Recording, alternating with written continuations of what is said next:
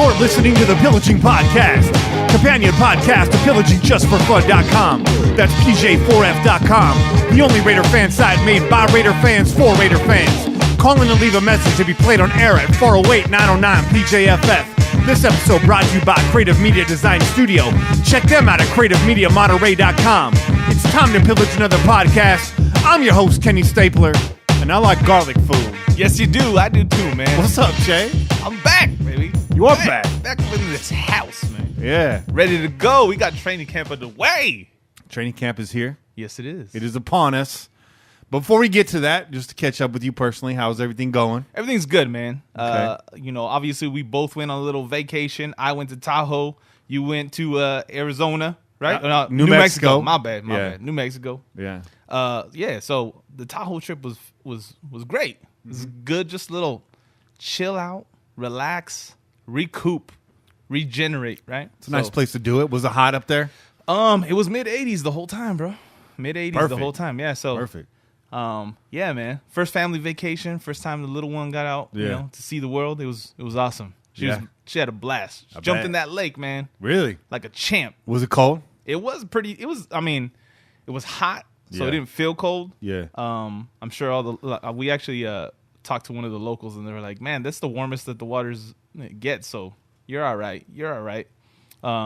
But she was all up in there, man. She was loving it. She didn't want to come out. She was getting mad at us for taking her out of the water. You went to North Shore or South Shore? No, South Shore. Okay. South Shore. It's a little bit on the, what would I say? I call it on the east side or west side of the lake. The west side of the lake. Yeah. Yeah, man, because I don't know if you've been to Tahoe of late. No, it's been a few years. The last time that I was there was some pretty decent sized beaches, and it seems like that's all gone, man. Yeah. Like they're all about the boating now. So they dug out a lot of the beach area. Yeah. So we had to travel up a little ways along the west side of the lake and found ourselves a decent beach. It was can't even think of the name of the beach right now, but it was dope. It was nice. Well, I was at the festival this weekend. There were some pretty decent sized beaches there too. Hey-o. Yeah. Eating some garlic steaks, it brings them out, right? I'm just saying some stores should be ashamed of themselves for selling clothes in these sizes. Oh no. I'm not trying to shame nobody, but know your role. Just know your role. You know what? Never mind. I take it all back. Work it. Be proud of yourself. I take it all back. Just be proud of yourself. If you feel comfortable in those cutoffs, hey, work it. I don't even know what to tell you. But yeah, man, it's been warm. It's supposed to cool off a little bit. We got a big show this week. We got a lot to get into. Oh yeah. Chris Reed's coming on from Las Vegas, Silver and Black today. Yeah. He's on the CBS Sports Radio show. He's on their podcast, and he's going to be joining us. And if you guys follow us on Twitter, you see Silver and Black today reach out to us. They are asking us to come in studio for a pregame show this year. So that's very exciting for us. That would be dope, man. It'd be amazing. It's amazing that a few buttheads like us can get a shot to go on the radio. So that's pretty cool. And we'd like to get Scott in here, too, Scott Gilbranson in here on air, if he's so willing to do so sometime. But tonight is Chris Reed. Chris Reed's a fantastic person, also a friend of the Just Win Ladies podcast, our sister podcast. We want to shout them out. That's right. Give me 1 second, Chase. Do you mind filling in on the mic really quick and just talking a little something? Sure. I feel like there's something going on with the audio here. Are you hearing that? I'm not hearing anything, actually. All right. Sounds pretty good to me. Never mind. I thought I had audio coming out of the speakers and feeding back into the mics, but I didn't hear it. It's not happening. Just a little bit of latency in my headphones. Okay. But I'm good with that. Okay. I'm good with this. Yeah, mine sounds perfect, man. All right. So that aside, we got Chris Reed coming on, and of course, Kane's Corner. There's going to be a big, robust segment with Kane this week. I mean, it always is. But those of you, again, that follow on social media know Kane was out at training camp this week, and he was doing periscopes out there. He was talking to you guys. Obviously, they only let you film so much. That's right. So he was giving you what he could out there, and it was great. And he gave us some updates on Twitter. It was really cool. So shout out to Kane. We're going to be picking his brain on all of that in the second half of the show. Oh, yeah. But first off, we got some quick hits. Mm-hmm. We should get into it, no? Do it. 43 new players reported to camp this year. One was missing in particular. Yes. His name is Khalil Mack. Yes, it is. here's what we know. And I've been asked to not say some of these things, but I was looking at Ian Rappaport's Twitter account today, and he's already sort of hinting at what I'm about to say. So I'm going to spell out for you guys what I already know. Take it or leave it. I know some of you guys don't believe I have sources. That's fine. I don't believe I have sources either because I'm just a dude doing a podcast in his house. But, man, what can I tell you? There's people sending me some legit stuff, and I'm getting it straight from the source at times. And I can tell you that what I'm about to tell you is 100% true. And I'm gonna play it a little bit safe here. I'm gonna hold back. I'm gonna let the pros tell you the specifics, but I don't think there is anything beyond what I'm going to tell you right now. Okay. I'd say in the next couple of weeks we're gonna find out more. So right. Mac and the Raiders right now, they're far apart. And when I say Mac, I really mean his agent. The organization is prepared to pay Mac what he wants, but they're not in a position to do so this year. If Mac can wait, he's going to get paid. That's right. Now, it's a big if for Mac, and obviously for his agent who's playing hardball right now, because they were told this last year, that this was the year that Mac was going to get paid. Let it get to the 5th year. We're going to take care of it. And here we are now, again, bringing in the whole new regime.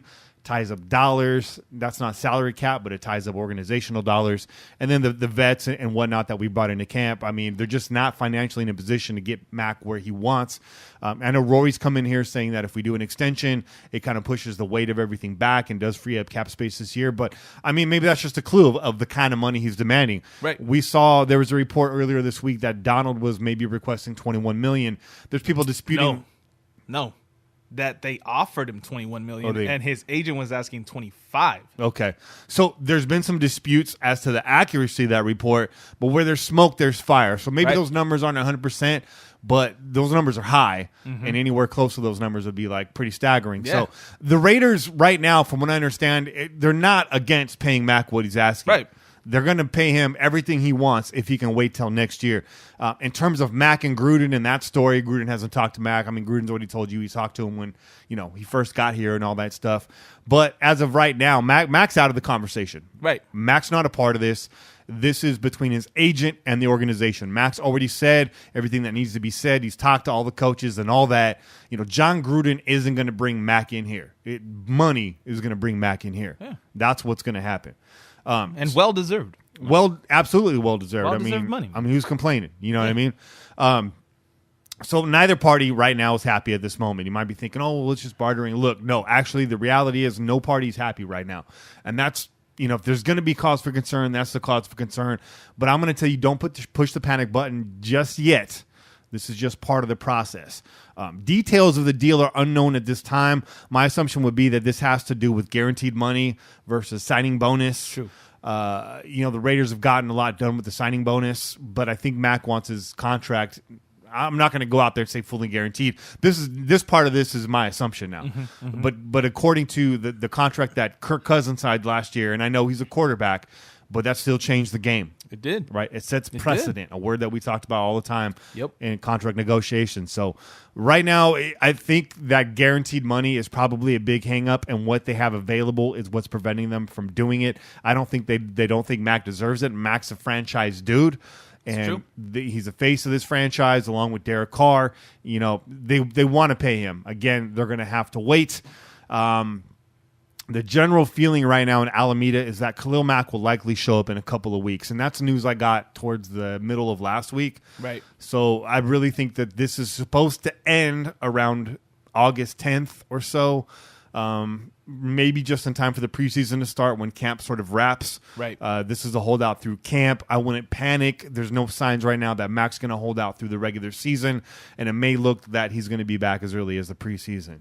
So, there's a lot of people panicking. I know Raider Nation hasn't experienced a holdout like this with a premier player in a long time. Yep. I can't remember. I don't remember one. So this is what it looks like, and Mac's agent and his other clients, they've done this before. It's true. This is not a rare occurrence, especially coming out of that house, right? That camp. So this will play out. Mac will be a Raider. Remember, he is under contract this year. Those of you flipping out, there's people online saying we should trade, Mac for Earl Thomas. Ridiculous, man. No. Who said that? Really, honestly, wait. I didn't see that one. Who said that? Just random Raider fans on Twitter. Go smack yourself. The look Che just made on his face is good enough reason for you to be watching the live stream. It's the most ridiculous thing I've ever heard. Very ridiculous. Come on, man. So just hang in there, folks. We're going to get Mac under contract. It's just not playing out as smoothly as you'd like. Is this disappointing? Yes. Is it a tad sad? Yes. But what it really is business. Yeah. As usual, as EPMD said. Shout out to you boys. Yeah. And this is going to get fixed. It's going to happen. It has to. It has to get fixed. Don't worry about it. Yeah. The other part of this is Aaron Donald, right? We've been talking about it. And it was, it was logical to say Aaron Donald's holding up the process. Is he at this point? Yes and no. Remember, these guys play two different positions, so it's not quite apples and oranges, but it's maybe like oranges and blood oranges or oranges and tangerines. It's close. It's not quite the same. But in regards to setting the market, yes, maybe. I think that this has less to do with it and more has to do with what the Raiders are able to do right now. Right.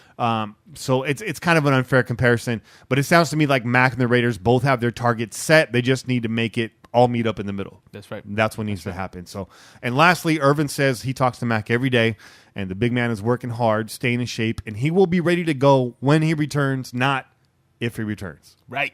Win. That's a big win.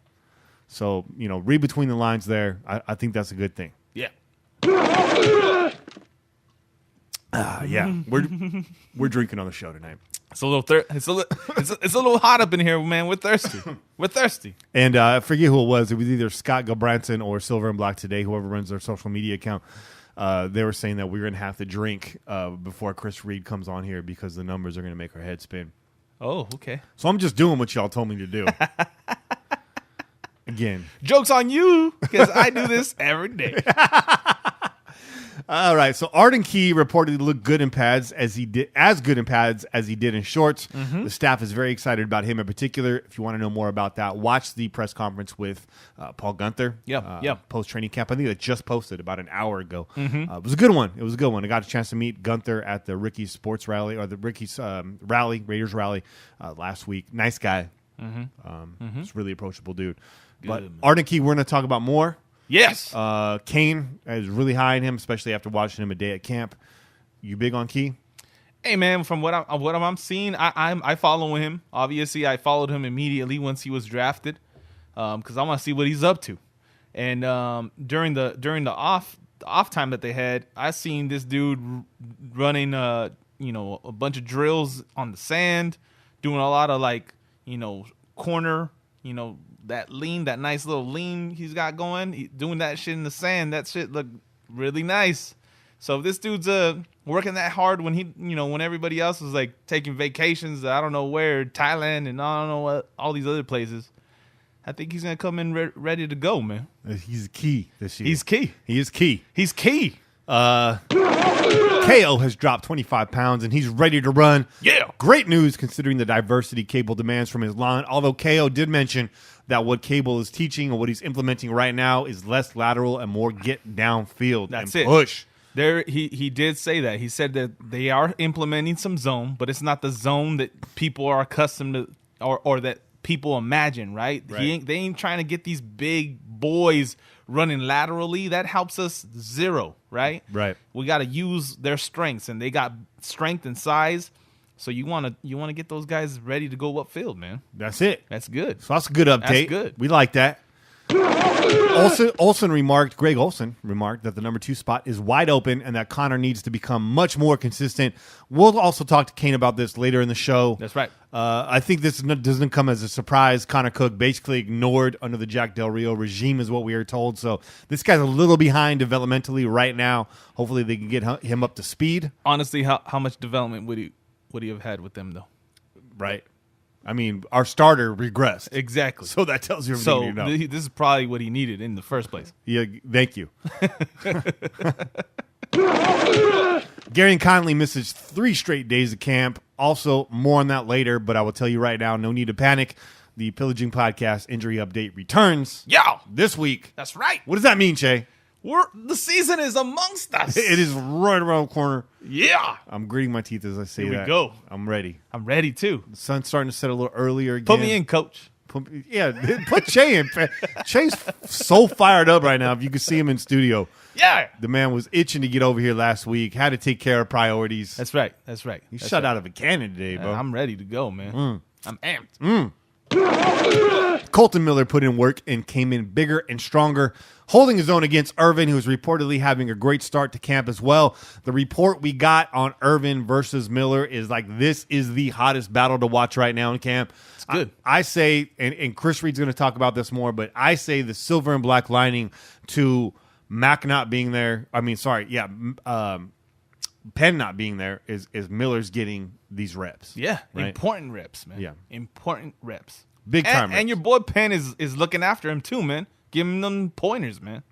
And the three sequences that were described on Twitter, it was either by Matt Schneidman or Vic Tafer. I can't remember right now. I want to shout out both of them for their camp updates. That's right. But Vic, he's a stalwart. He's solid. He's always there. But Matt, our boy Matt, young Matt, he's crushing it right now with the camp updates. So shout out Matt Schneidman. I don't know if you listen to the show. Maybe you only listen when you're on. Maybe you don't. That's all right. Just come on more often. Maybe you like the match and you walk away and you don't look back. I'm not going to fault you for that, Matt. But I'm just telling you, you're crushing it right now. But out of those three series, it sounds like Irvin got the best of it one time. Miller got the best of it the next time. And the third time, it was a stalemate, and they both look good. And Irvin had to say in his press conference that they're throwing everything they can at Miller right now because of the edge rushers they have in the AFC West. They have to, man. Yeah, they're Come throwing on, man. the kitchen sink at Colton Miller right now. So I like it. I like it too. I like it. And you know what? KO was talking about. Well, they asked who was shining on the defensive side of the ball, and he said, "Well, really, man, it's just Bruce, man. Bruce is beasting out there, right? So that's a good sign if you hear." The offensive line is saying that Bruce is the guy that's beasting on that side, and that they're also saying in the same breath that Miller's holding his own. That's a good sign. It is. But I also think that was a little shot at the rookies, too. He Yeah. did say 99 was flashing, but he didn't call him by his name. He said 99's flashing. But there's no pads on. So. Yeah. Well, pads went on today. That's right. So Right. We got football again in camp today. So that's good. That's good news out of Colton Miller right there. Obi also having a nice little camp so far. There's your quick hit, Obi. Not getting a lot of updates on Obi, but it sounds like the few sound bites we got, he's doing well. He's not flashing. Again, to Bruce Irvin, he had a strip fumble, and he had a pick six in a goal line situation, so he's doing well. But Irvin says he'd rather get a sack than a pick six any day. Pump the brakes, Irvin. We need points on the board. We need points, man. Get those turnovers, bro. Yeah, what are you talking about? A few updates from Matt Schneidman, actually. With Miller assuming first-team duties at left tackle, fellow rookie Brandon Parker saw reps as the backup left tackle Sunday. He worked primarily on the right side behind veteran and first-year Raider Breno Giacomini. Second-year tackle David Sharp served as the number 2 right tackle on Sunday. The past 2 days, Oakland's punt return group has consisted of Ryan Switzer, Griff Whalen, Dwayne Harris, and Nick Nelson. On Sunday, Switzer and Whalen were the first two on the field, followed by Harris and Nelson. According to Irvin, this defense is like night and day from the past 2 years. He also adds, Norton is my guy. I love Norton. Schneidman also reports, Bruce Irvin says he's talked to Khalil Mack every day, and on the video of Mack playing cornerback against college kids in Buffalo, Irvin says if he tries that on me with those big-ass Mack Attack cleats, it's not going to be good for him. That's what made me want to get some Mack Attack cleats. Yeah, I want some Mack Attack cleats, though, man. What are you wearing, dog? Some big-ass Mack Attack cleats, that's what. These are the Mack Attacks. I'll tell you right now, these are Mack Attacks. Yeah.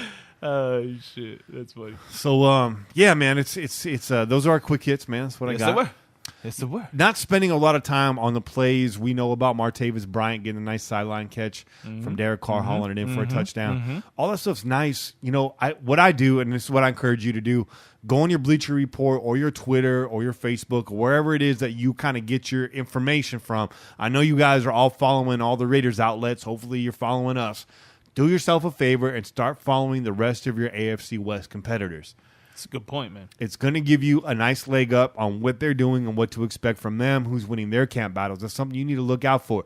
If you're a real football info junkie, you're following the Chiefs, the Broncos, and the Chargers.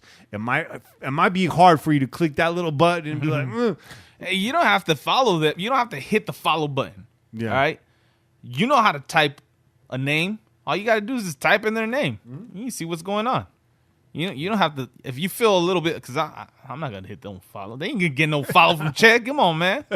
That's crazy. So what I did is I did it in my my Google News widget I have on my phone. There you go. So I got news updates coming from all the camps. And my point being is reading all of these, every camp right now has got guys making big plays. It's training camp, people. It happens. If you go to training camp and you act like you're at a game, you're a fool, for one. Yeah. What we need to learn from training camp, a few things. Who's coming out with the first team? Who's coming out with the second team? How many minutes are they getting with those teams? Do we look crisp? Are we getting in and out of huddles quickly? Yep. And are we healthy? Yep. Who's returning and who's staying healthy? Every press conference with the head coach or the defensive coordinator or yada, yada, yada starts with, what do you hope to get out of camp this year? First response is, we hope to come out of here healthy. That's right. That's all they care about. Because that's all that really matters, man. You want to show up the day one with your full squad and the guys that are supposed to be on the field. You don't want to show up day one with Johnny so-and-so from the third string that just so happens to have to be there because the other two guys were out. Exactly. Right? So, yeah, it's all about health, man. Everybody come out healthy. That's what we want. Just stay nice and healthy. That's it. Just be healthy. Just be healthy. I just want you to be healthy. That's all. It's like a good father. When my baby's mama was expecting, do you want a girl or a boy? I said, I want a healthy baby. That's right. That's what every dad should say. Just stay healthy. Because you don't have to eat it when things go the opposite direction, man. You can't make a statement like that. You can't say something. You just want a healthy baby. That's all. Right. That's it. I don't know where this is going right now, but for some reason it's really funny to me. I don't know. The point being is we're both very happy with our daughters, man. That's it. We're very happy with our daughters. That's it, man. And we're very happy that we're healthy in camp right now, relatively. So we'll talk about that later in the injury update. We are up against a break right now, so we're going to take a short one, and we're going to be coming back with Chris Reed from Las Vegas. This guy is a wealth of knowledge. Make sure you read his articles. Make sure you're following him. We're going to talk about, he did an article, and I asked him, how long did it take to write this, to research this? 10 minutes. 80 hours. 80 hours. I get a paycheck for 80 hours. It's true. I don't know what kind of paycheck Chris Reed thinks. I hope it's a good one. I hope it's a good one because it's deserving, Chris, but you're probably going to tell us otherwise. I'm willing to bet you I'll make more money in my day job than Chris Reed does on this 80-hour article. And that's where we're at with the state of journalism right now. That's no knock on Chris. What I'm trying to say is Chris is doing it for the love. He's doing it for you, Raider Nation. And maybe not for the love of money. No. Like Bone Thugs and Eazy-E said. Yeah. But he's doing it for the love of the game. For the game. Maybe he'll dispute that. He's like, I made $105,000 on that article. So what do you know about that, Kenny? I could be wrong. But Chris Reed coming up next after the break. Yeah. We out here. Peace.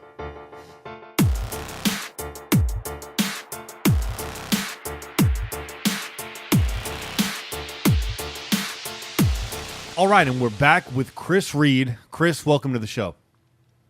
Hey, how are you doing, guys? Good, man. Doing well, man. It's glad to have you on here. I enjoyed your appearance last week on Just Win Ladies.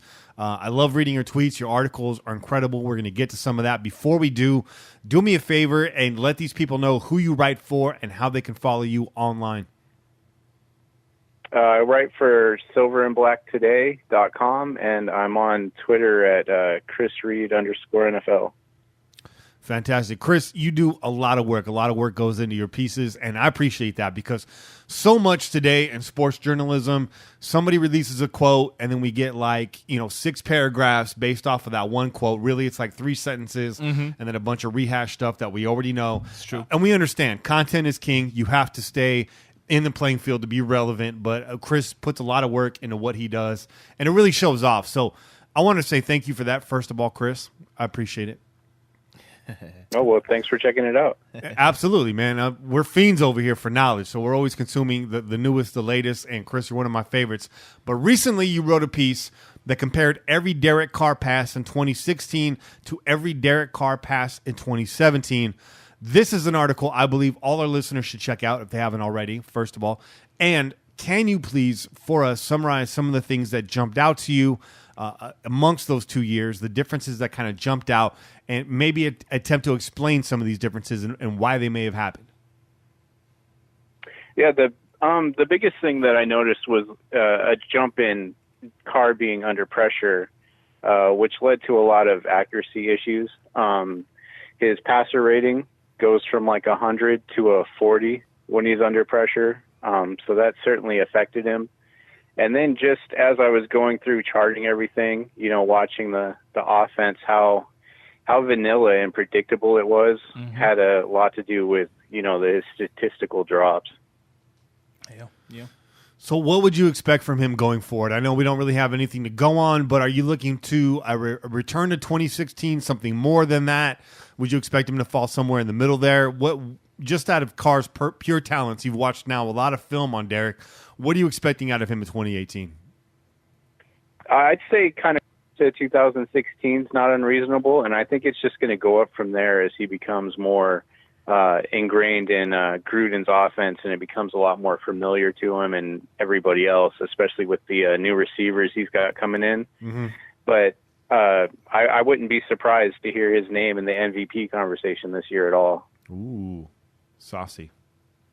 Yo, Chris, real quick, because when you said that, that kind of caught my attention. How much do you attribute the under pressure to Carr being under pressure to regression from the O-line or to Carr's health? Some of it was his health, and I think some of it too was just how basic the offense was. There were so many times that they were essentially stacking four receivers to one side of Carr and then just having one receiver work, a one-on-one to the backside. And that was kind of his only read.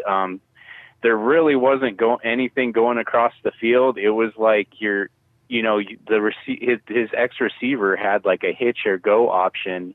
And then if that didn't hit, he was just checking the ball down. Right. Yeah. We saw that too much. We were very angry by that. So, Chris, speaking of Gruden's offense and kind of what could happen next, you also recently published an article regarding Gruden's relationship and prior aversion to the RPO, which you referred to as the ridiculous protection offense. In your piece, you noted that, and I quote you, as a whole, teams in the NFL combined to run 1,452 RPOs last season. Those plays gained 6,602 yards with an average of 4.5 yards gained while scoring 37 touchdowns. The Raiders accounted for 30 of those attempts while gaining 145 yards only and scoring 2 touchdowns. They averaged, though, above average, 4.8 yards on those plays, which was slightly above the league average. Talk to me a little bit about how much of this RPO might find its way into a Gruden offense, and do you think it would benefit Derek Carr?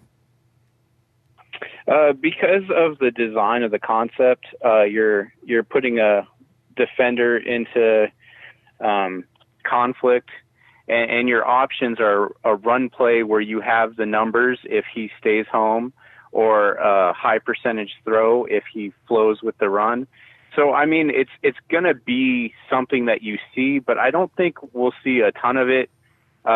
If you look at, Kyle Shanahan and Sean McVay combined, they ran 12 RPOs last season. So, and I kind of feel, Gruden's going to, his offenses are going to resemble theirs a bit.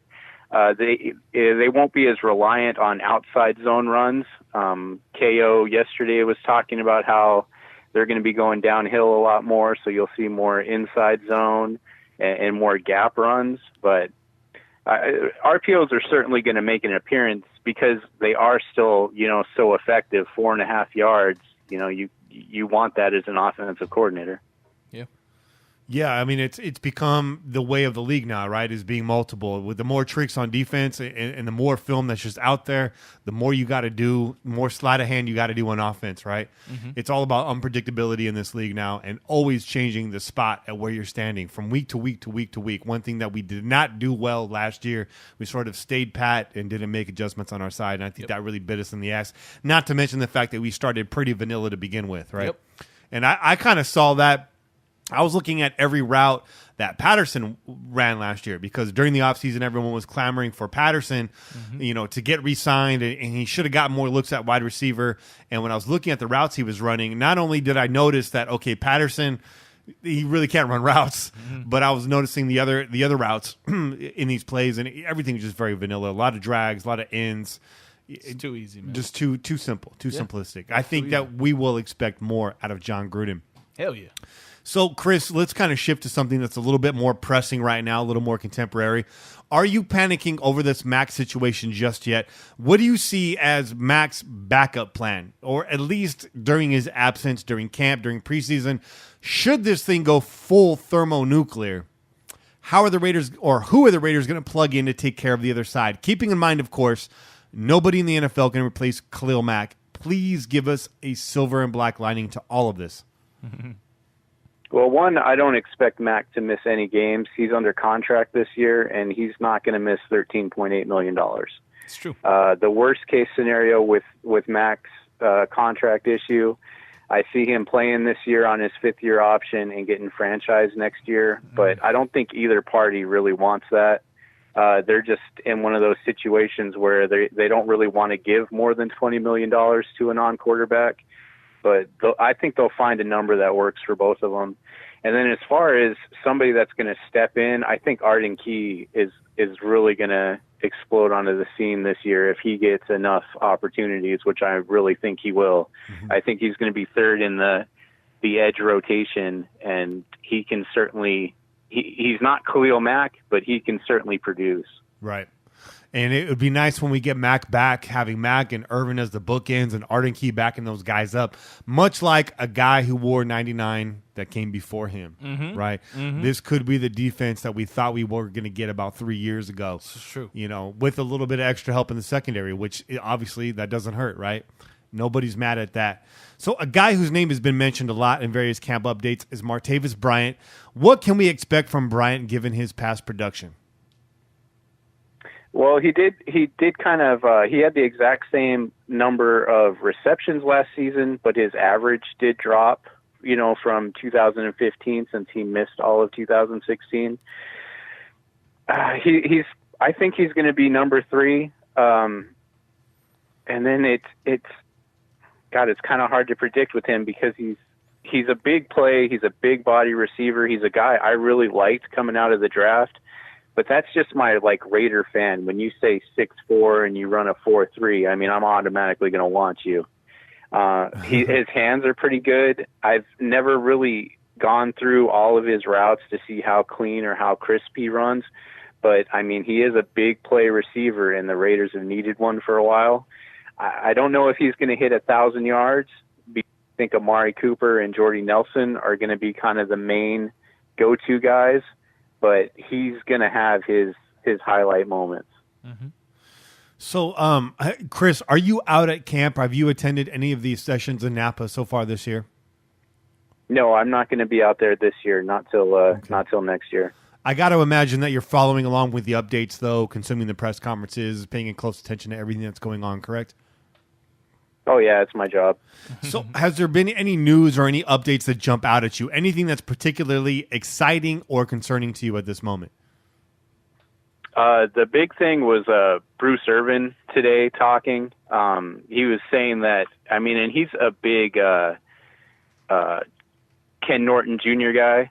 Yep. And he was talking about how the defense is just night and day, how the first day of camp they had 5 turnovers, when for the whole season last year they only had 14. So I know people are still doubting the Raiders because they're looking at the defense like, oh, we don't know what the defense is going to be, but they're going to bring some pressure. They're going to get after people. They're going to force turnovers. I'm really excited for this season. I am too. Che, are you excited for this season? Hell yeah.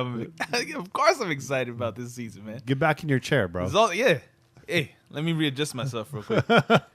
Really excited. Chase standing on the table right now. By the way, Chris, just to give you a visual, he's literally standing on top of the table right now, hunched over the microphone. That's my guy, man.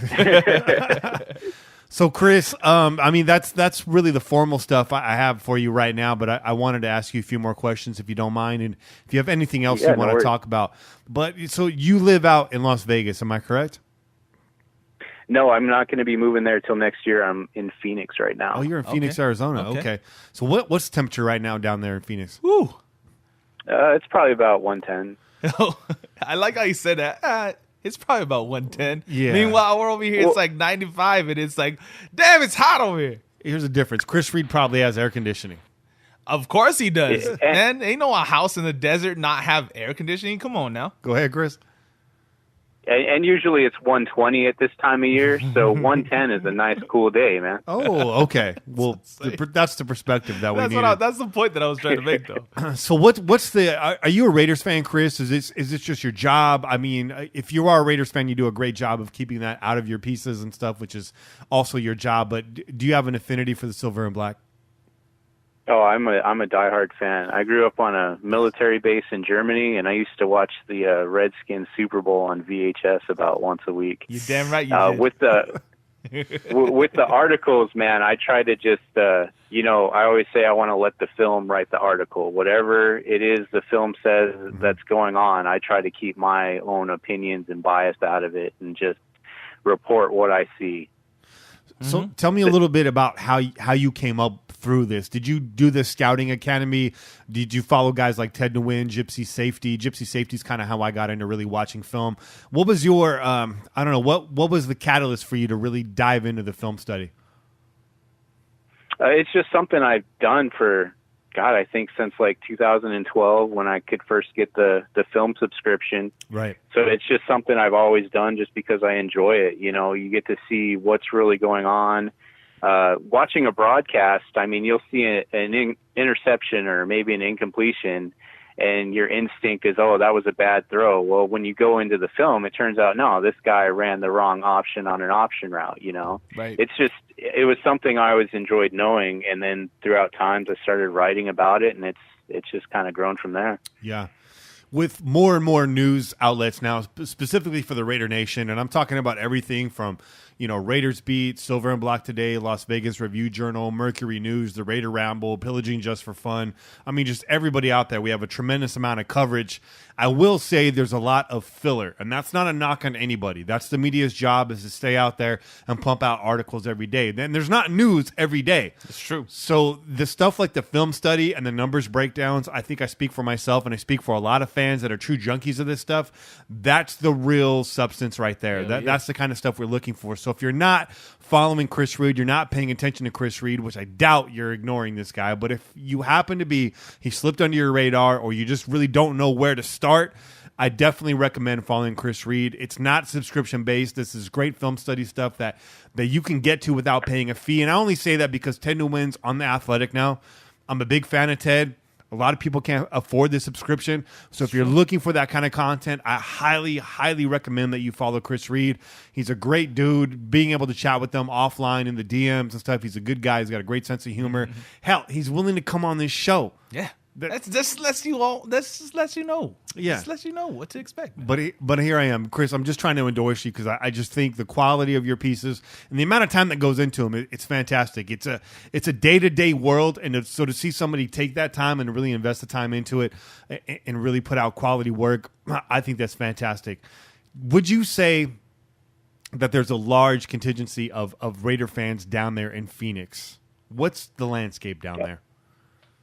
Oh, yeah. I went to just the preseason game last year, and it was probably, I'd say, 60-70% Raider fans. Yeah. I'm going to be covering I'm getting credentials for the game here this year, the regular season game, and it's probably going to be crazy. I think we're going to be doing Silver and Black Today. I think we're going to be doing the CBS radio show from here, and I'm going to go out and get pictures. Kendra Stabler's supposed to come down here with Jenny from Just Win Ladies. Yes. And it's going to be a big event. It's going to be fun. That's fantastic. Shout out Jenny. Yeah, shout out Jenny. Kendra. She'll be coming all the way from Minnesota, I believe. Minnesota. Yeah, so She's the Wilds fan, man. Yeah, Wilds fan. Yeah, Wilds so fan. that's a great show. I enjoyed your appearance on there. Is there anything that's going on for you right now? What's on the horizon for Chris Reed? What kind of pieces are you working on at the moment? Just kind of covering camp. The day-to-day, quotes and the typical stuff that goes on with that. And then once the preseason starts, I'm going to be breaking down who we're playing, what we can do to attack them offensively, defensively, and then after the game, breaking down plays, diagramming them and stuff like that. So I guess before we cut you loose, because you seem to be a guy that's not, you're not distracted by the glimmering lights and then smoke and mirrors and all that. A lot of us fans, we get really hyped up when preseason comes on TV because we look at it, we're like, oh, football. But it's not really quite the football that we come to expect. And so by halftime, a lot of you guys are faded out on the couch and you don't recognize any of these numbers and you're just kind of like rooting for the team to win. It's not about the wins and losses in preseason. Hell no. Wasn't it the Super Bowl team, 2002 team, went 0-4 in the preseason? I don't remember. I might be wrong. I might be wrong about that. Anyways, what I want to ask you, Chris, is what is it that you're looking for specifically in preseason games? Give these guys, us casual fans that watch the games in preseason, what should we be looking for? Kind of give us a preseason for dummies primer. I like to check out the guys that are going to, round out the roster, those last 20 spots. Who's going to be the fourth or fifth wide receiver? Because we kind of know, Amari Cooper, Jordy Nelson, Martavis Bryant's going to be there, but who's coming afterwards? And right. The preseason games do play a big role in that.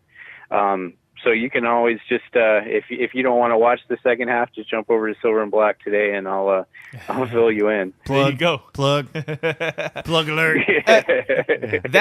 That being said, Chris, do you expect Seth Roberts to be the number 4 receiver? No, I'm looking at Isaac Whitney. I think his ability to play gunner is gonna kind of fill it in, and then it's gonna get weird after that. With depends on if they carry 5 or 6. Right. I think if they carry 6, that's definitely going to be there, and Ryan Switzer is probably going to make the team. Right.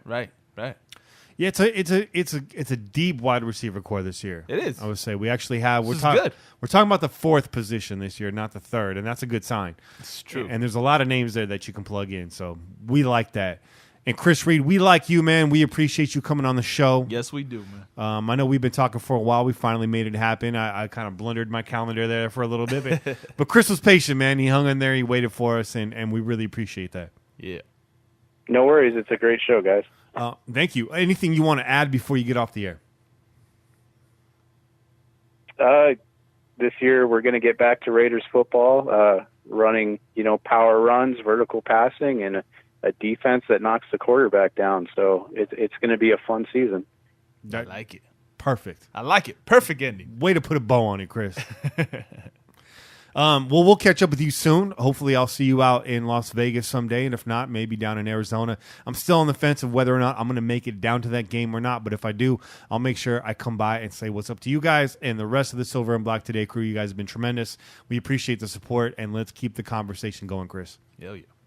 Yeah, definitely hit me up if you guys are coming out. Will do. You guys, you have a nice evening. Try to stay cool out there, bro. You too, buddy. All right. Chris Reed from Silver and Black Today. Fantastic. That was a great interview. It was a great interview. You could tell by the tone of his voice. Chris he's just about the facts, man. He's all about business, man. We got a laugh out of him, though. We did. Yeah. We do that. We have that effect on people. We do. He's a stoic dude. He's a stoic dude. Hey, man, it's all good. I appreciate that. Yeah. It's hard to be that way. Yeah. It's hard to stay focused on what really matters. So we have, let me check over here. Let me check the Pillaging Just for Fun hotline. We got about 8 messages. We got 8 phone calls this week. Orale. Orale for sure. So we should probably get out of here. Yeah. And listen to these phone calls and hit the head, do what we got to do. Mm-hmm. And that wasn't me. I haven't mentioned the head yet. I did. But you mentioned it, so that means Kenny Staples time. I need a little Kenny time. So we're going to do that. We're going to take care of business, a little housekeeping here. Yeah. And we come back, we will respond to your calls. And, of course, Kane's Corner. I know y'all looking forward to it. So hang in there, folks. We appreciate it. Go Raiders. Yeah.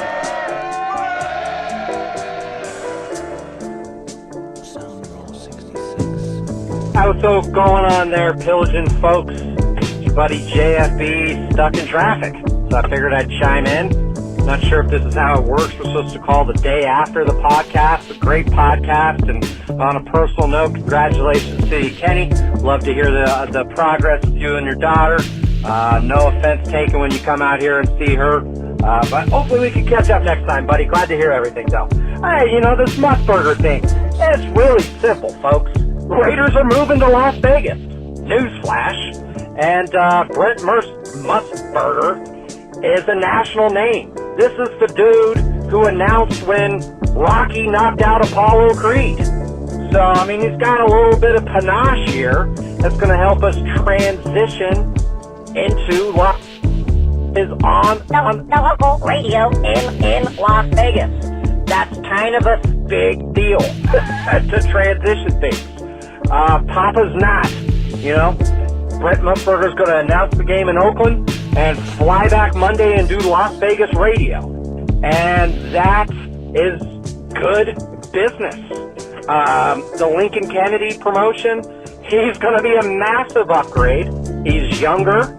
He's a minority. He checks a lot of the boxes, former player, everything. It's a kick-ass hire. So I'm not sure what the beef is here with people.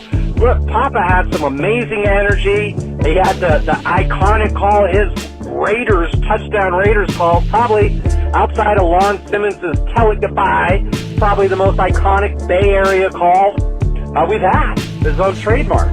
But, he's a local talent. If he was a national talent, he'd be getting hired by ESPN Radio or Westwood One. But he's not. He's going to work for the crappy-ass Niners. And then that'll probably be it. A supreme local talent with tons of passion and cool stories. But, hey, man, Musburger's got stories, too. Old Brett might tell you, Papa's been rehashing and living off the same stories. Al's been dead for 7 years. So, unfortunately, Papa doesn't have any new material. So, you know what? Musburger might have some crazy-ass stories from 1978 that we've never heard before.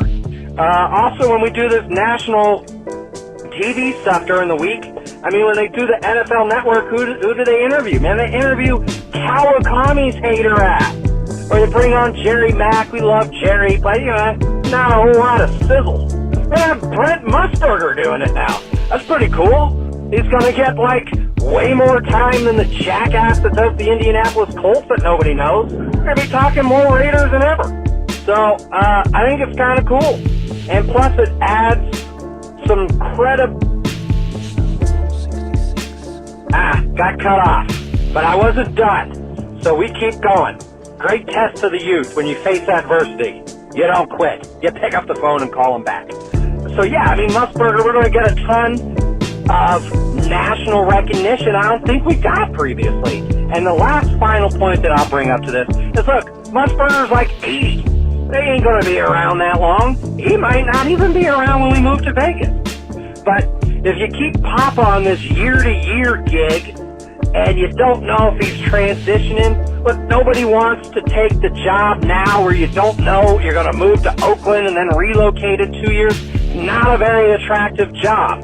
Musburger was probably about the best we could do because he's retired and he's a huge name and he's local in Las Vegas. Some guy, some up-and-coming dude from Buffalo isn't going to come out here and move around a couple of times. And a lot of people are throwing out Rich Gannon. These are all color commentators. You need a play-by-play guy. Not a lot of national play-by-play guys that are going to leave the national gig and go work for the Las Vegas Raiders or the Oakland Raiders on local broadcast radio.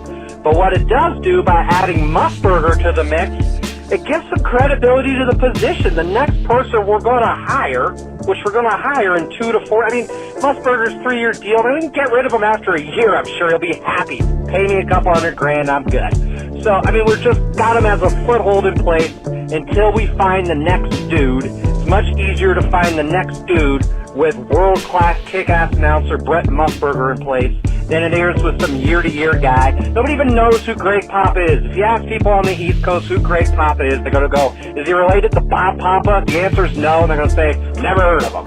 So, you know, people have heard of Musburger, and we're going to get a kick-ass new hire that's going to be better than Papa, not as good as the great Bill King, and we'll have a kick-ass Raiders touchdown call here soon enough. So let's just get used to looking live. I guess we won't be looking live. He's on radio. Ha! Well, we'll be looking live. Go get him, Brett. Go Raiders. Kenny, Jay, it's the WAP. Man, whew. Going into camp pretty soon, and no Khalil Mack probably. This shit bothers me. I mean, it is what it is, but it kind of pisses me off that these other two guys are just bullshitting around. Like, maybe Aaron Donald might have, you know, could say, hey, well, I'm just as good as Khalil Mack. It's like that. Clowny, like, come on, man. You know you're not top dog. Just sign a fucking contract. Stop being a little fucking. Oh man, that irks me a little bit. But I'm pretty sure Khalil Mack will play. Losing Greg Papa, man, that's kind of like how the Lakers felt when Chick Hearn died. You're never going to be able to refill that role. And Greg Papa, you know, he kind of fit what it was to be a Raider. And he gave you that extra information, like you guys said, that most people, he could tell you, like, inside stories of what's going on. He was personal with these people. He was personal with the players. Like, he knew things, so. And Brett Musburger, oh god, man, that guy's boring as fuck. The guy has no animation whatsoever. He's just, fucking old and just has no personality. I don't like it, but whatever. Too much change for the Raiders, you know? Like, what happens when we go to Las Vegas? We gonna change our fucking logo or what? It's just enough already. Well, that's my little spiel. Hey, thanks. You guys always, I was just messing around. You guys always put on some good stuff, so keep up the good work, man. Have a good one. Wapo out. Good morning, Kenny. Good morning, Pillagers. Just a quick call to say a shout out to IR Johnny and his lovely fiancée Jessica, who I met last night in London. We went for a couple of pints. Exceptional. And thank you to the blog, because without the blog, Kenny, we wouldn't have met. So thank you very much to all of you who put all your time and hard work into the blog. And a big hello to everybody who's on the blog. Okay, that's it. I'm at work. I'm just stepped outside. Better get back. Take care. Go Raiders. Pillaging Podcast, congratulations on episode 69. So I thought I'd help you celebrate this week, so I went to a few adult websites and did key search with the word Raiders on it, and I kept getting the same results. It kept telling me to check back after the 2018 NFL season. It did give me a list, however, of some upcoming films to look forward to. Week 1. The Rams are going to help John Gruden star in a snuff film on primetime television. Week 2, you should rejoice on this one, Raider fans, as you join the Mile High Club, as you get fucked sideways by the Broncos. Week 6, you might be able to get some international flavor as you find out what a real London Bridge is as it's performed on you by the Seattle Seahawks. Also, another list here said check back after week 15 as the Raiders star in a bestiality film as they get romped by a Bengal tiger. And it also gave me one more here for the grand finale. It says here, as the Raiders get pegged by the Chiefs in week 17 to crush their playoff hopes and end their tragic season of 2018. So, congratulations on that. You got a lot to look forward to. Ice Cold Honker here. Fuck you, I'm out. Kenny and Shay, what's the deal? Don calling from East Coast, New York, Queens Village. Call say, happy to say I'm happy to be part of a Pillager. Kind of warms my heart, letting me know that I'm getting love from the West Coast side. Just want to say what the deal is. Shay, I'm glad you're back on the podcast. I missed you, bruh. Glad everything's alright with you and the fam. Just want to let y'all know that, hey, hopefully I'll be down there for the Cleveland game. Looking for some good old California hospitality when I get down there. Please don't disappoint. I know y'all won't. This Mac thing, just get this thing done. I trust your sources, Kenny, that there should be a deal hopefully done soon, or sooner rather than later. Let's get this guy in training camp, or her camp is looking good. We're looking like monsters out there. Let's prove the world wrong that we're going to be a below average team. John Gruden push all the right buttons. Hope our draft picks do what they have to do, calmly get healthy. And let's try to win this thing before we go out to Vegas. Peace and love. Glad to hear from y'all. Can't wait to get down there for the Cleveland game. Peace, y'all. Hey, what's up, guys? This is AJ, Humorous Fiend. Hey, I just wanted to say give props to Kane for that question he asked Mark Davis. I thought that was a great idea, I thought, too, about having the team possibly at least doing some off-season, some OTAs, if not, training camp in Napa. And it's a shame he kind of shot Kane down there, old douchey, It's kind of wishing Kane would have said, we're talking about practice, you millionaire, suck it up. Taking that team away from us, goddammit. But anyways, I thought that would have been a great thing, but I guess he didn't agree, so whatever, bullcat. I really want to talk about this, people starting to oppose Khalil Mack trades. Let's stop that, okay? But in case this were ever a thing, this is to Reggie McKenzie, not the team we trade for. This is what we have to demand as Raider Nation, okay?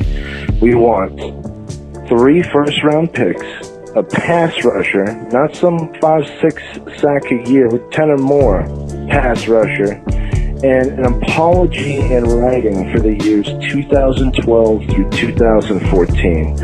No exceptions. They still wake up in the middle of the night thinking about goddamn Greg Knapp with that zone blocking. I'm sorry. That still gets to me. And also, Reggie can't be on the practice field when the fans visit. I'm sorry. And if he'd go along with it, he could trade Mack away, suicide. A picture of Reggie McKenzie with the caption, I'm a dumbass, that he then has to autograph and put up on the front homepage of Raiders.com. And that has to be there until Reggie's fired or Mack retires. No exceptions. Okay? Basically, this trade won't go down. It shouldn't go down. Please stop feeding into it, trying to get us all to go along with it. It's not going to happen. He's a Raider for at least a couple more years. For sure, they could tag him. You don't want that, but anyways, enough with the Mac trade stuff. Let's calm down. Let's enjoy the training camp. Pray for Conley's brittle bones, and go Raiders. Yo, this is @Raider Lifer. I left you a message earlier about Marcelo Saitman and Seth Roberts. If you think he's going to start, I'm saying put Aitman in, man. Put Aitman in. He's a superstar. He's going to have some breakout plays, man. That dude, he's a special kid, man. You get him in there. I love Roberts, man. I love Roberts, but he's got too many balls. I'm sorry. Gotta get to the young blood. So go Raiders, and 12-4, baby. 12-4.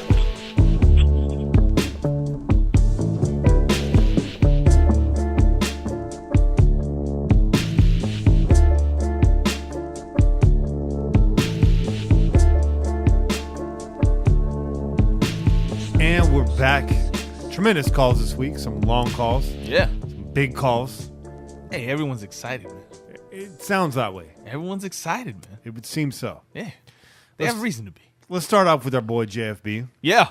Just fire, baby. He fired. He fired a long-ass message is what he did. fired two long-ass messages at us. First of all, thanks, JFB. I appreciate it on a personal level. I do really appreciate that. To your points, Muss is definitely a big game guy. I didn't know he announced the Rocky fight. I didn't know that either. Kind of a but big deal. deal. You know what, though, man?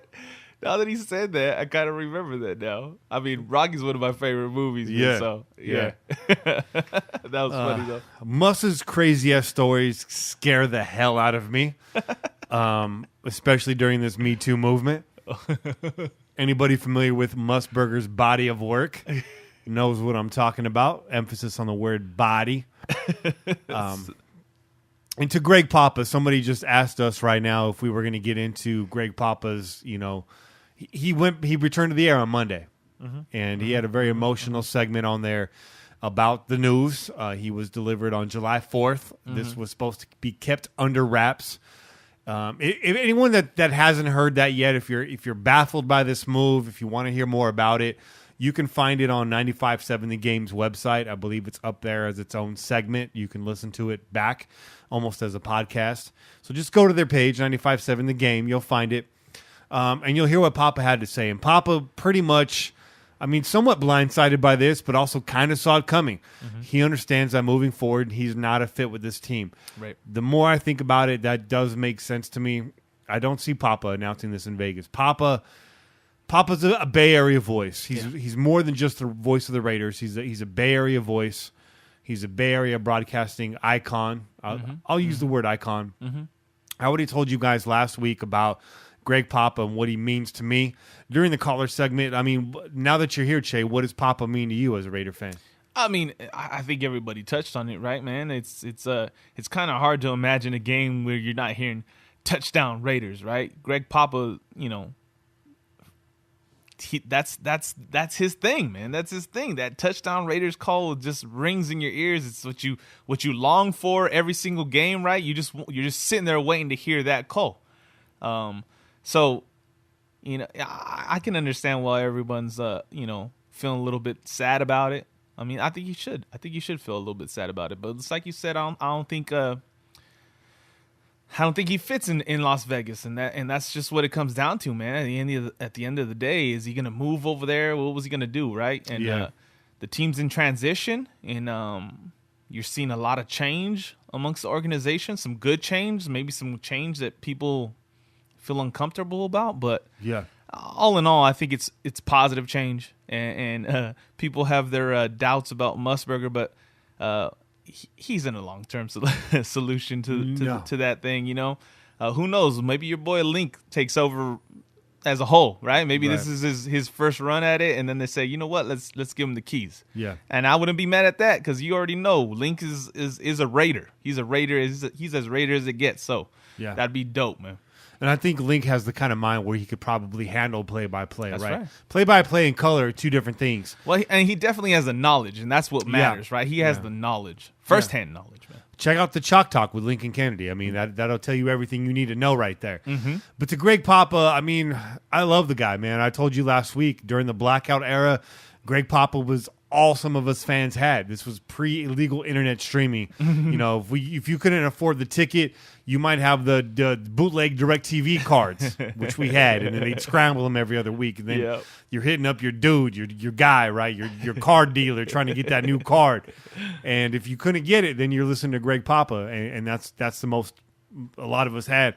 But if you criticize your boss on air, especially in a market as large as the Bay Area, that's true. Expect some blowback. The word is he called out Mark early for the Shanahan interview, and apparently Mark was really upset about that, and so Greg Papa called him the very next day, not to apologize. He wasn't going to apologize for his remarks, but basically to reach out to Mark, and that phone call ended with Papa telling him it feels like nobody stands up for Al around here anymore, and Mark hung up on him promptly. Faults were made on both sides, right? That's not the way you deal with your 20-year-plus broadcasting guy. That's true. And that's also not the way you deal with your new boss. So, unfortunately, in the end, we lose Greg Papa. Mark Davis obviously pulls rank, and he took the rook, and now we got a piece off the board. As we move towards this Vegas move, it's just more and more transition. We've talked about this at length, so we're not going into it again, but it's a tough pill to swallow. It's the end of an era. I thought they would let Papa ride with Gruden, and this move came a lot quicker than a lot of people thought. I think if it came during the move to Vegas, it would have been like, oh, okay, yeah, we lost Papa. This sucks. But the fact that it came so quick, so swift, and so fast, that makes it hurt. Yeah, it does. It does. But who's next, right? That's the question. You posed it. JFB posed it. It'd be cool to get some alumni in there, but like JFB said, it's a play-by-play gig, not a color commentary gig. Who are the guys that have the skill set that can do that? I'm not sure. I love Tom Flores, but I agree with you, JFB. I do think that Link is an upgrade over Tom. Mm-hmm. Link's been on the show a couple times. I texted him, congratulated him. I think it's great, man. It's great for Lincoln Kennedy. But and I could have sworn you said Muff Burger a couple times. I see you, JFB. I see the games you play. Swallow that water. I try not to spit it out, bro. Wop Raider, man. El Wapo. Always calling in every week. Mac's going to play. Chill, right? Mac's going to play. Wop, I almost said it. Wop might even play too. I don't know. But I say Wop for play-by-play guy. Most F-bombs on TV ever. So quick. He's going to get the hook real fast, man. Shay's going through changes over here. London Al, man, you're welcome, Al. The blog, for those of you listening to the show, this started way before a podcast. It started off on a little website that I won't mention the name of anymore because it does not exist anymore. And that site got shut down. We created PillagingJustForFun.com, PJ4F.com, mainly for the comment section. It's true. And if you go on there, you will see we are averaging 1,000 to 3,000 comments a day on game day. It's ridiculous. Stay away from there on Sundays. I do, unless you want your computer to start smoking and blow up. 10 to 15,000 comments a week. And it's just really a whole lot of Raider Nation talking smack in the comment section. People going back and forth with their ideas of the team. We get off topic. We get off topic all the time. We talk about sports. We talk about, other sports. We talk about news, politics, music, food. A lot of the things we talk about here on air is sort of a reflection of what goes on in that comment section. So if you're not on Twitter and you're tired of all the Facebook drama and the civil war that's happening on Facebook, if you don't know about the civil war that's happening in Raider Nation, just go to some of these Raider Facebook groups. We tried promoting on there again this week, and I'm done with Facebook. I'm seriously done with it. There's just too much hate over there. Just go to our comment section. All you got to do is go to pj4f.com or pillagingjustforfun.com. Click on the latest post, which is right now the latest episode. There's not a lot of writing up there. We get more written pieces out during the year. And then just scroll down to the comment section. And anytime there's a new post, you're going to move over there. But it's pretty straightforward. You create a Discuss profile. Discuss now just updated their privacy policy. Mm-hmm. As a moderator, I can't see your email. I can't see your IP anymore, so you can feel safe for going there, I guess, if that's what you're worried about. But it's all Raider fans, and that's all you really need to know. That's all that matters, man. And you can comment on the show. You want to talk at us, we're there too. We're also on Twitter, as you already know. We're on Instagram. You already know. But check us out, man, pj4f.com. That's what it's really about. And so I created the website to save the community that we had, and this was like a 10-year-old community. And that's all I did. And, conversation with Kane at the tailgate led to this podcast and who we are now. But if you really want to talk to us and talk to the rest of Raider Nation, that's where it goes down, is in our comment section, in my opinion. But, much props to IR Johnny, man, a big fan of our show, a caller, definitely active with us on Twitter, and also, again, a member of PJ4F.com. That's right. For a long time. And he just went out to England, and he was getting at me. He's like, Kenny, I need to connect with these London fans. And that's what he's doing out there. So, Johnny, we appreciate it, man. Also appreciate the donation. That was a Harley Davidson. It's just part of the patois of the show. We might have to get these windows after these calls, bro. I know. It's hot in here, but these windows didn't help. It's hotter in here. It's still hot in here, man. But Johnny wanted me to congratulate you and your Dodgers because apparently he won some money. Okay. And that money went to the show. Hey. It was a very generous Wow, donation. we appreciate that, man. We appreciate that, man. Man, my Dodgers are doing pretty good, man. Machado came over. This is nice. You try not to hit your head on the nice. microphone. I know. Again. I keep hitting my bill on this mic over here, man. The nods. Honky, man, ice cold Honky coming in with a wow phone call. When does he not? The guy who complained about my use of the term "goddamn" spent an entire day watching porn and bestiality videos, and then called in to tell us all about it. Yeah. Kudos to you, Honky. And used research on our Raiders as an excuse. Right. Whatever you want to tell your wife and kids, bro. Sure. Whatever makes you happy. You're a stand-up guy when you're not bending over. Good luck on those web searches, Honky. He's clearing his Google history right now. I hope you used an incognito tab. But the Pillaging Podcast, we're always watching. We don't always like what we see, but we're watching. Don, man. Don calling in from New York. Donald Day on Twitter. Yeah, man. I like Don. Yeah.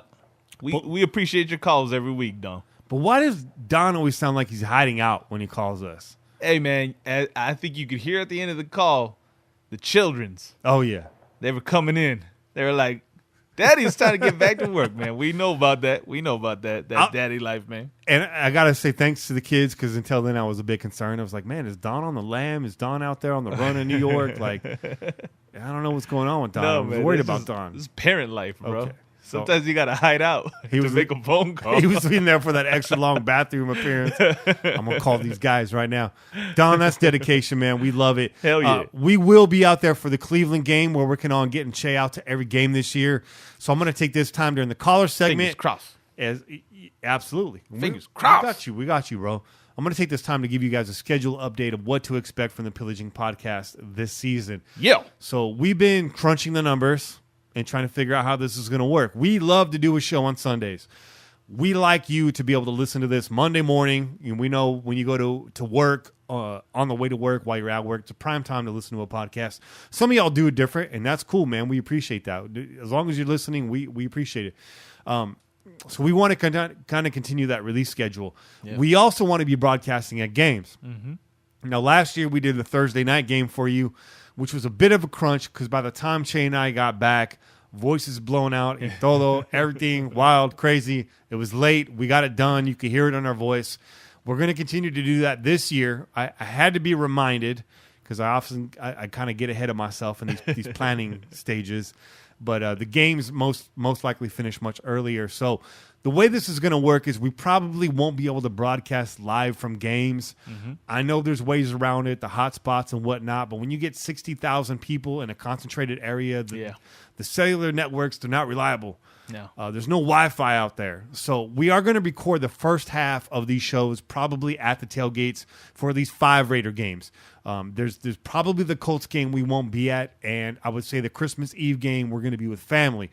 So those games we won't be out there, but we're gonna be out there. We're gonna try to do a new segment, Meet the Nation, where we interview some of you tailgaters. Yeah. So if you're interested, come find us. Come find where we're recording at. We'll have a banner and stuff. We should be easy enough to find between D lot and A lot.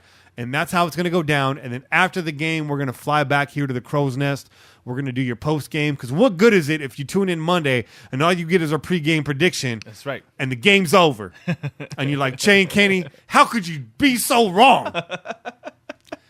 You know, you got to give us a chance to make up for it, right? and Kane's a season ticket holder. He'll be out there too. So you're going to get some action with all 3 of us on the mic That's at once. So we're really looking forward to that. But we will come back. And when we get back in studio after the game, we will be your post-game YouTube stream. So make sure you tune in there. We will broadcast that. Hell yeah. So I just got to do a better job of prepping the show possibly on Saturdays so that we can walk right in here and do the damn thing. And then still get you a Sunday night, Monday morning release and make sure you guys get your show. Yes, we all have day jobs. Yes, Kane has 2 of them. Yes, we all start on Mondays.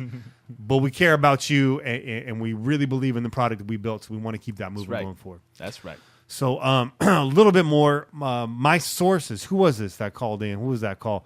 That was the WAP? Or no. No. I didn't make the note. Look, my source. You trust my sources. Maybe no, it was Don Day. That was Don. So I got a separate bullet point here. So answer your question, Don. We should be there at the Cleveland game.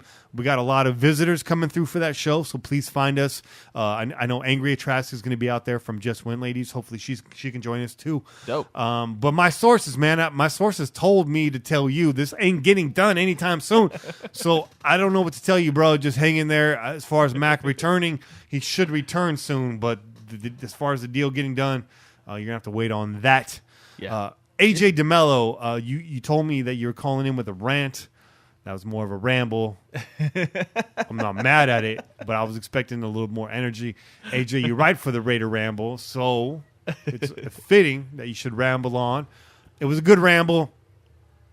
Thinking about Greg Knapp in the middle of the night, not healthy, not good for your constitution. Right. I agree. Don't trade Mac. There's people out there, yes, saying that. And good call on the autograph. It won't happen. Look, Mac's not getting traded. That's not going to happen. But if it does, I think Reggie signing a photo saying he's a dumbass.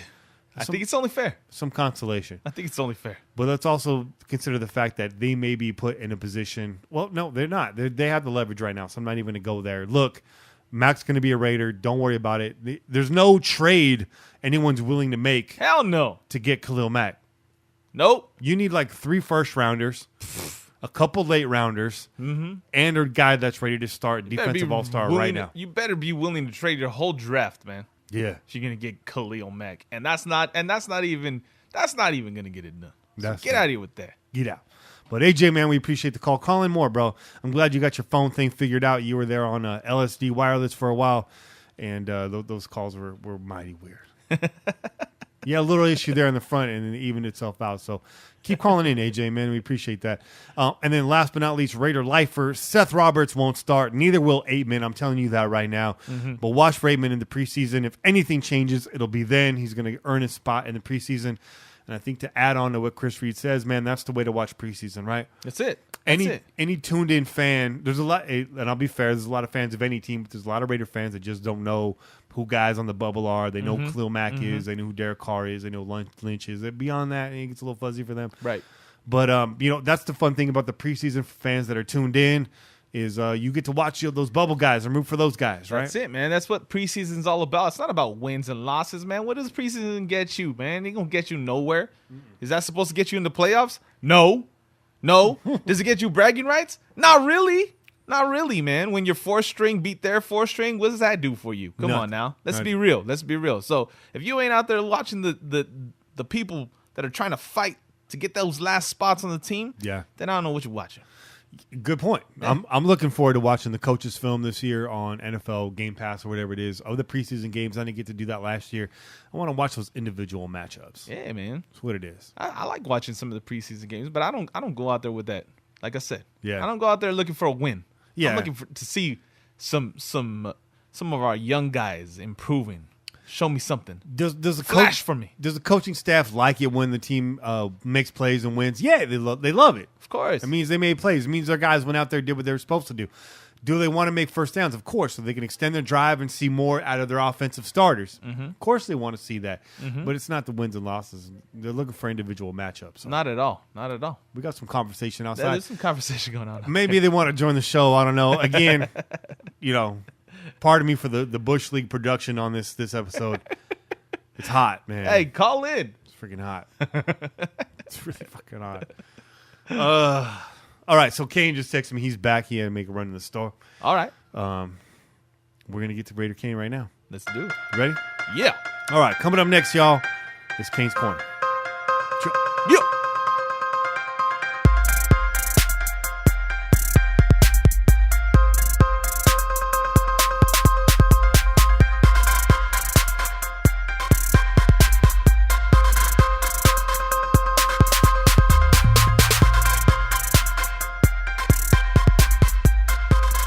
All right, and we're back with Kane's Corner, sponsored every week by NFLShop.com. Go on and click on PJ4F.com and scroll through to the banner at the bottom if you're on mobile, on the right if you're on the desktop. When you click through any purchase you make, we get a little piece of that. Keeps our pirate ship on the water and stocked with rum. We like rum. Kane, do you like rum? I love rum. Bacardi, baby. There you go. Every day. Every day. I drink rum. Yeah, I agree with that. Bacardi, you go with the Bacardi Spiced or the Bacardi Silver, or are you a 151 guy? Are you? Malibu is good, too. Malibu's good. Malibu is good, man. Yeah. Malibu is good. Especially if you're with a lady. The ladies love that Malibu. Yeah, the ladies do love the Malibu, man. So I'm with that little Malibu, little pineapple juice. Yeah. What's that? My lady's into the honey jack, man. What the hell is honey? Oh, the Jack Daniel's the honey. Yeah, the honey jack, man. And the ladies, they like the sweet stuff, man. She likes that. What about the Apple Crown? That's good. You know what? I haven't had the Apple Crown. I haven't had that. That's good. You can make a cocktail called the Washington Apple without the Apple Crown, but when you use the Apple Crown, whole nother level. Okay. You know, ladies like that too. Okay. Yeah. Yeah. Like you said, they like the sweet drinks. Fellas, take note. Yeah, man. It's been a hell of a week. You were at training camp on Saturday, and you did a bang up job. I got to say, you got a lot of views on your Periscope. Yeah, and a lot of retweets on your updates. I know they don't allow you to film the whole session, but you were really good with the Twitter fingers, keeping us up to date with the text updates and stuff. So let's talk about your trip to camp, Kane. Kane goes to camp. Yeah. Man, it was awesome, man. Started out the day in a long line. It was all the way down to Jefferson, man. The line was the address was like in the middle of the block on Menlo. Menlo meets Jefferson, and the line was all the way down to the corner, man. Now, I mean, it was a big turnout. It was great to see a lot of the fans out there. The alumni was out there, and it was lit. It was lit. So what I heard is there was about 6,000 people out there. Did it look like that to you? Yeah, it was about 7,000 people. Yeah. It was a lot of people in the stands. Yeah, it was shit, man. It looked like a high school football game. I mean, it was packed. That's cool. That's really cool. So I also saw that, like you said, there was a lot of alumni. Hell, even Miles Burris showed up, man. Yeah, which is cool. So what were some of the notable guys out there? I saw Lester Hayes was out there again. We had just seen Lester. What are some of the other faces you saw from Raider Nation out there? We saw Phil Villapiano, George Atkinson, of course. Cliff Branch was there. Oh my goodness, it was so many. It was a lot of the alumni, a lot of the guys that I can't even really name, man. I mean, the most notable, what I would say would be Cliff Branch and Napoleon Kaufman was there. And he's obviously apparently a pastor of the team, so he's around the team a lot. But it was good to see him come running out of the tunnel, I guess you want to call it, onto the field. And yeah, it was just a good day, man, to see all the old timers out there, to see the young studs out there. You know what I'm saying, getting it going. Yeah. And it was a lot of standout players. Most notable, Dwayne Harris, wide receiver Dwayne Harris, and I think I tweeted that, but I kept hearing his name, and who's number 17? Who's number 17? All over the stands, man. This guy was making incredible catches. Wow. I mean, sideline catches, deep passes, short passes. They was working this dude. So we saw a lot from him. I didn't see a lot from Marcel Aitman, which I was looking to see a lot from, but I just didn't see it, So, yeah. One of our viewers was just asking if we thought Aitman was probably going to take Robert's place, and I said no, I don't think so, because I knew you were going to come on here and mention Dwayne Harris, because you and I talked, and of course I was following you the whole time. Saw Dwayne Harris's name pop up a lot in your timeline, and then somewhat, again in our conversation. So that's one of your big standouts. Let's talk about, first off, the absence of Khalil Mack. Who did you see stepping in, or at least benefiting from the extra reps at practice in Mack's absence? Right now, Arden Key is starting in Mack's place. He's taking all the first team reps, and he looks all the part. Wow. He looks explosive coming off the end. As a big, tall, Alden Smith 2.0, man. Wow. If this guy can give us 75% of what Alden Smith did when he was with the Niners, we don't have to worry about Mack. And I know Mack is a special talent, and Mack is a good player, and he's probably the best defensive lineman in the league right now, as far as defensive ends go. And but Arden Key can be that. So we just have to wait and see. Yeah, imagine the benefit of having both. Full strength. Yeah, that's right. Having them both, man. Yeah, that's a three-headed monster right there with Irvin, Mack, Key, and then you got the fourth, arguably, and Hurst coming up the middle. Mm-hmm. Were you seeing Hurst getting a lot of reps out there? I saw Hurst getting a lot of. Hurst is also playing with the first teamers, and he was working well against the guards. He fought hard against Gabe Jackson. You know, he looks all the part, man. He blew up Gabe a couple times. All right. All right. You know, and KO looks every bit the part too, full form right now. So, I mean, this team is out here ready to play, man. They look like they ready to redeem themselves from last year. That's right. You know, but again, this is just day 2 of camp. So, you know, everything remains to be seen. So, in your opinion, do you think Dwayne Harris is the shoe-in to take Seth Roberts' spot at this point at the number 4? You know, you always have a guy in camp that shines, and he seems to look the part and play the part, and then come towards the end of camp, that guy just doesn't make the team. Mm-hmm. You know, so and that goes for you remember last year the cornerback. Off the top of my head, can't remember his name, but he shined a lot in camp. Number 31 shined a lot in camp. He made the team, but he didn't really do much during the season. So, you know, camp is one thing. Once you put the pads on and get in the game, there's another thing. And so, you know, Seth Roberts is still dropping passes, but Seth Roberts is probably still your number 3 or 4 receiver. Yeah. Nick Switzer got a lot of work too. I saw a lot of good passes from Derek Carr to Nick Switzer. He's gonna be a factor in this on this team too as well in 2018. And so is Martavis Bryant. Martavis Bryant made a lot of good catches, man. Sideline catches, you know, tiptoe sideline catches, deep passes, you know. So and you know what's funny?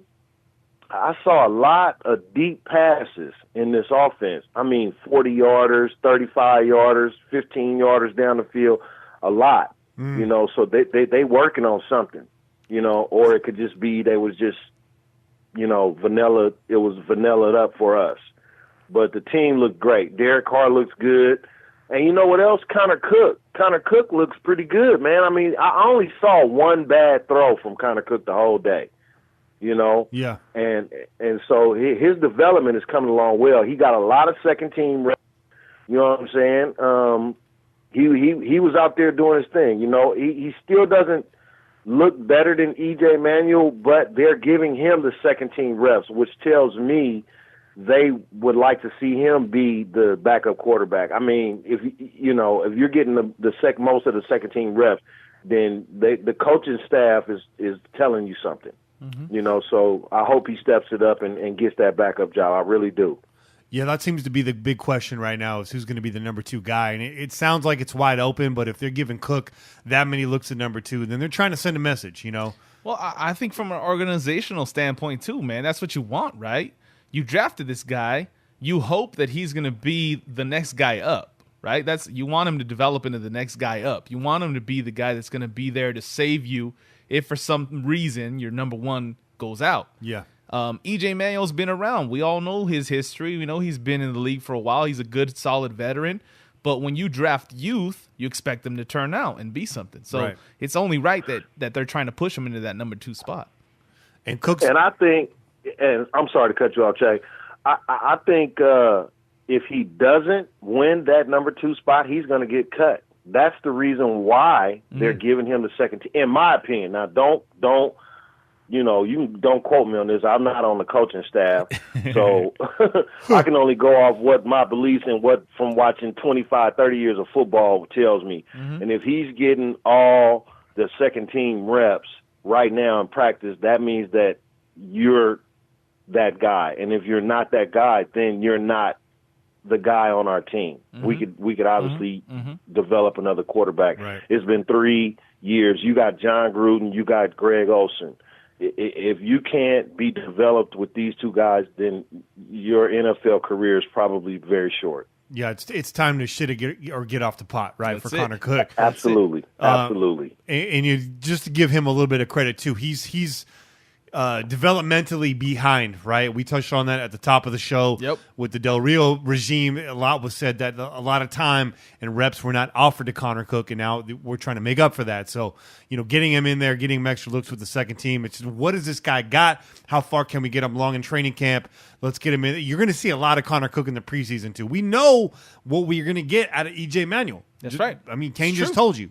Che just told you. So it's all about Connor Cook right now. This is his time. It's a short window for him, and we're going to find out everything we need to know about the Raiders and Connor Cook in the next month or so. So were there any other standouts in terms of who was running with the first team versus the second team? DeAndre Washington looked really good. Jalen Richard looked fast, as he always does. Those guys, both of them actually look really well in practice, man. And Marshawn Lynch is Marshawn Lynch, of course, and the running back core looks great. The DB core is different. You know what? In the whole, this team, there's going to be a lot of different players on this team. This team is going to look different once it goes to the 53-man roster. It's not going to be the same team as last year. There are going to be a lot of players that's going to be some of the players you think might start. I guarantee you. Tahir Whitehead looked the part, but then he tweaked his ankle early in the practice, so he was kind of limping around a little bit. He tried to take a couple more reps and kind of walked off the field a little bit. So I hope his ankle gets better because he looked the part. The defense has got a lot of movement, and it looks a whole lot different than it did last year. Players are flying around, making plays, and that's good. That's what I want to see from my defense. So, let's not forget about the defense. Defense looked great. We got Carl Joseph starting, and then you have the other Marcus Gilchrist. Marcus Gilchrist, yes, Marcus Gilchrist, and then you have Worley, who got cooked a couple times in practice. And then you have Rashawn Melvin, right? So, and he looked pretty good too, right? So I'm hoping Conley comes back and Worley ain't starting. And then I also saw Giacomini starting at right tackle, and that's something we don't want to see. I don't know what's going on with Brandon Parker in the first team right now, but I didn't see him taking too many first team reps when we was watching. We saw Giacomini in the first team, and Colton Miller looks every bit the part. Looks big, tall, moves well, got good feet. He looks every bit the part. And if Donald Penn don't get back in the camp early, he might lose his starting job. Yeah, this guy looks the part, man. That's real talk. I've not heard one bad thing about Colton Miller. Yeah. I mean, not that they're going to say anything bad, but it's been what I'm trying to say is there's been a lot of positive talk around Colton Miller. Every member of the coaching staff, every player that asks about Colton Miller, they're like, this kid's coming along fast. He's strong, he's smart, and he's ready to be coached. And it's more along the lines of what Bruce Irvin said. So that's very exciting, encouraging. It sounds like Donald Penn is close to returning. You got to think that Miller would slide over to right tackle at that point. If you're not seeing David Sharp out there, and if you're not seeing Brandon Parker out there, and you're seeing mostly Giacomini, like Kane said, that's not encouraging at this point. It's a bad sign. But hopefully Miller's skill set at left tackle can slide over and translate to the right tackle, and we can hold it down with at least Penn and Miller for half the season and hopefully get a full season out of Penn this year. That would be great. Yep. What about Doug Martin? There's been a lot of hype around Doug Martin in OTAs and now in camp.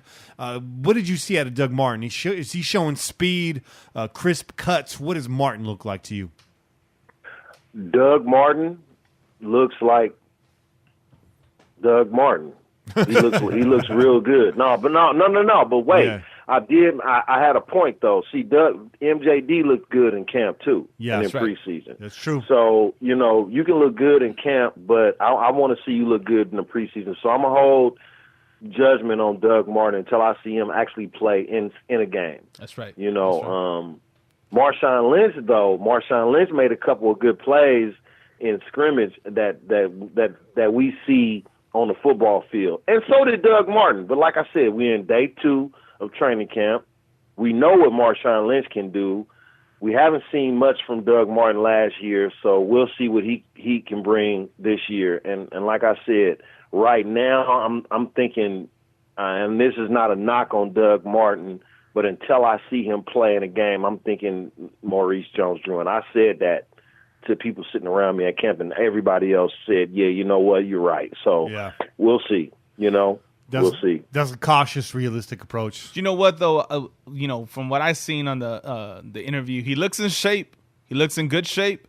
And the other comment that he made a comment about running behind the best offensive line that he's ever had a chance to in his entire career. Yeah. So, I think he's got a lot of motivation to prove people wrong. I like that. I like that. When people have, they want to prove people wrong, man. Yeah, I mean, the one thing one thing Doug has going for him right now is everyone's saying is the speed is still there. Mm-hmm. He's got that. But I'm with Kane, until he shows it in an actual game, Doug Martin is still the same Doug Martin from the last time we saw him. Of course. But fingers crossed, because if he gets better, this running back core is very scary.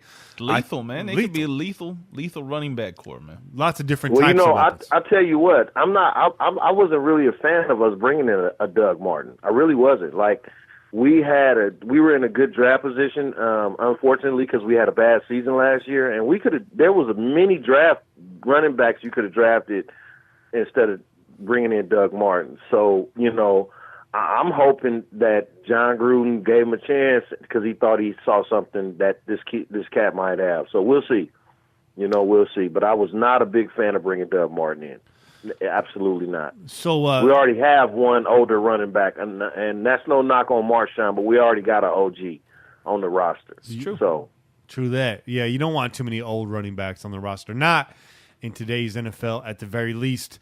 So let's talk a little bit about special teams right now. We did get an update on Twitter earlier today that Switzer's out there taking punt returns as well as a few other cats. I believe, who do I had on there? I think I lost my update. Oh, yeah, Switzer, Waylon, Dwayne Harris in the punt return, and Nick Nelson.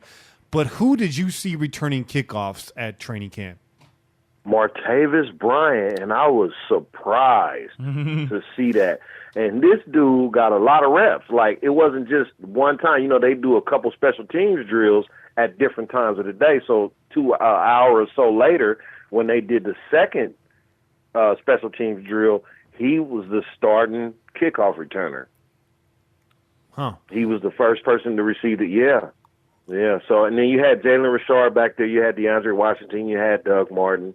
So they trying all these guys out, but Martavis Bryant was the first person grabbing kicks. That's so exciting. We'll see what happens. That's a lot of speed right there, man. It's a lot of speed. That could be electrifying. Mm-hmm. That's exciting. Mm-hmm. Did you get to see any of the kicking competition? Did you see Pinero and Tavecchio going at it at all? Did they show you any of that?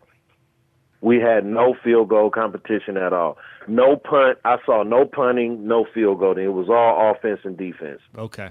All offense and defense. It looks like they got into that little bit today. Yeah. But as it stands, the competition's really close right now. Well, what they're saying, though, is that, I saw a post about Tavecchio sinking his first three, which they progressively get further and further away. Yeah. And then missing the second three. He had 6 shots at it, and I think he missed from something like 42, 45, 46 or something like that. He missed the last 3. And then Pinero came on, but Pinero didn't have a judge or something like that. They didn't have refs for the first early kicks, and so it was questionable how he did on the first 2, but he nailed all the rest. So he was like 4 and 2. Right? Basically, yeah. You could call it that. Okay, but he hit the deep. That's what we're looking for. But he hit the deep ones. He hit the deep ones that Tavecchio missed, which is the biggest point. That's right? key. I'm not excited about Tavecchio at all. I'm really hoping that Eddie wins this. We know this, Kenny. We know this, Kenny. You haven't been excited about Tavecchio since last season, bro. Hey, Tavecchio is not going to win, bro. You ain't got to worry about that. He's just there for a leg. He's not going to. They drafted their kicker that they want, and he has to know that. I mean, I feel like shit if I was Tavecchio right now, because I know I ain't going to make the team. I'm just out here wasting my time, you know what I'm saying? So, it would behoove the team to just go ahead and let this man go, because you know damn well you ain't gonna keep him, So it is what it is, man. It's called the camp leg, yo. It's called the camp leg. I'm feeling Exactly. I'm feeling better, guys. I'm feeling better. I'm feeling better. Did Derek Carr just seem to favor any one target in particular? I know that it means little one day of camp, but tell us, who was it? He actually favored a couple targets. It was Switzer and it was Bryant, and it was also Dwayne Harris. Oh wow! Surprisingly enough, this guy got first team reps. You know, then he threw a lot to the tight ends. Jared Cook, Switzer, the Dwayne Harris. But you know what? I didn't see a lot of passes going to Nelson. I didn't see a lot of that. And not saying that he's not ready to play. I just didn't see a lot of passes go his way. You know, so it is what it is. What about all the talks that's going on in social media right now about Amari Cooper putting on some size? What were your thoughts on that? Did you see it? Did it catch your eye at all? Wait, say again. I'm sorry. About Cooper putting on some weight, putting on some size. Did you notice it? Cooper looked big. Cooper looks like he put on some weight, just like he did last year. He came in looking big. Look, this guy came in looking big last year. Mm-hmm. You know, we don't need. You look great, dude. Everything is good. Can we get some play from you though? That's you know, right. Past week 10. That's all I'm asking. Like you doing all this working out. You building yourself up. That's good. We love you for that. We want to love you for being you after week 10. That's what we want to see. That's what right. I want to see from Amari Cooper. I want to see Amari Cooper after week 10. That's right. Solid. Right. Yeah. And don't lose the flexibility with all that added bulk, you know? For real. That's a big concern. Same thing in basketball, you know? You saw Steph Curry bulk up this last season. It took him a while to adjust his shot. It really did. And it's the same thing for a wide receiver. His range of motion and the way his body works and the way he's in tune with the physics of his body changes as you bulk up. So I'm all for it. Cooper's strength showed up week 1 against Tennessee, but where was it in week 12, right? So true. K makes a great point there. How was it? Now, I know you went to camp last year. I know you've gone to camp the last time Gruden was also here. How did camp run differently this year from camps that you've attended in the past, most notably last year's camp? Well, when the last camp I went to, Gruden uses like 2 fields. You know what I mean? So you got like 20 or 30 minutes or so that the players rotated like in a circle around the 4 fields or in a square or however you want to put it. Like they just rotated. So they did there was a lot of movement, like a lot of from this field to that field. So it was a lot more energy being expended to this. At this point, this camp, these players, they look like they was focused. They look like they was ready to play some real football. That there was a lot of camaraderie. It looked like the team was just together. Last year, they looked like nonchalant. It just something felt different. When I was looking at last year's camp, I was like, oh man, like doesn't look like what we were going to see from 2016. And you saw what happened. You know what I'm saying? But this year, there's a lot of no-drop passes, a lot of balls not hitting the ground, great throws from quarterbacks, movement among the receivers. You know, the running backs look fluid. Everybody's got energy. But like I said, it's day 2. So, you know, let's see how they look in week 3 of preseason. I mean, that's really all you can go off when you go so early. And maybe I should have waited and went maybe in day 5 or day 6 after they done practiced a few times, you know. Right. No, but you got in there. You got to see an early look, and right off the bat, you said this looked like a pretty well-oiled machine. So I think there's a lot of value in going early too. I think seeing that from the jump, it seems to me that this coaching staff got a lot installed during OTAs, and they're ready to just start, you know, rep it. So that's good. It sounds like we're ahead of schedule right now. We're right on schedule, as it were. Sean Grogan on YouTube, he wants to know, and you kind of touched on this already a little bit, Kane, but did you see a difference in Carr making throws out of the pocket? I did. I saw Carr making accurate. Carr is very accurate. I mean, he made some really tight throws out of the pocket. You know, he didn't look nervous or scared, but obviously he's got the red jersey on. You know what I mean? So right. Carr looks good, and Carr looked good in camp last year. You know what I mean? So to answer homeboy's question, we'll see what Carr looks like in week 1. Yeah. Against the Rams defense and Aaron Donald. It's true. You know? Yeah. So Kane, let's pivot a little bit here. This weekend is sort of a holiday for the town that I live in. It's the second largest outdoor food festival in the nation, second only to the Texas Barbecue Festival. This festival I'm talking about is the Gilroy Garlic Festival. That's right. That's where I spent my weekend. Now, Kane, I understand. Have you ever been out to the Gilroy Garlic Festival? I have not. But y'all shit is so popular. They got McDonald's selling Gilroy garlic fries. It's true. Yeah, that's true. Yeah. Your shit's so popular that people trying to emulate it. You know what I mean? In their own restaurant. So I got to check it out. No, I have not been there. It's popular. We average about 40,000 people a day coming through the festival. I live right across the street. So if you ever want to go, this is your home base right here. And it does get hot out there, but we take frequent rest throughout the day. Do we have to do a live pod next year? We might have to do a live festival. podcast. We have to get a table at the festival. It's $6,000 to get a booth at the festival. Hey, well, never say never, but I'm just saying. They with that $6,000 and a portion of your proceeds.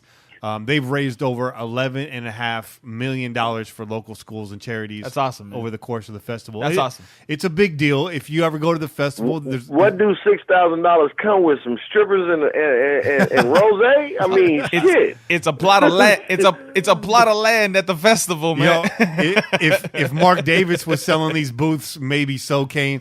But unfortunately, that's not the case. You get a little 6x6 booth and enough room to cook your food there. There's a lot of good food out there. There's a lot of booths you might see at any other festival. The main attraction is Gourmet Alley. That's where they have your standard dishes. Yep. They got a fire pepper steak sandwich. It's freshly grilled tri-tip and a mixture of red and green bell peppers with a whole lot of garlic in there on a Colombo French roll or sourdough roll. Damn, dude, you're making me hungry. It's good.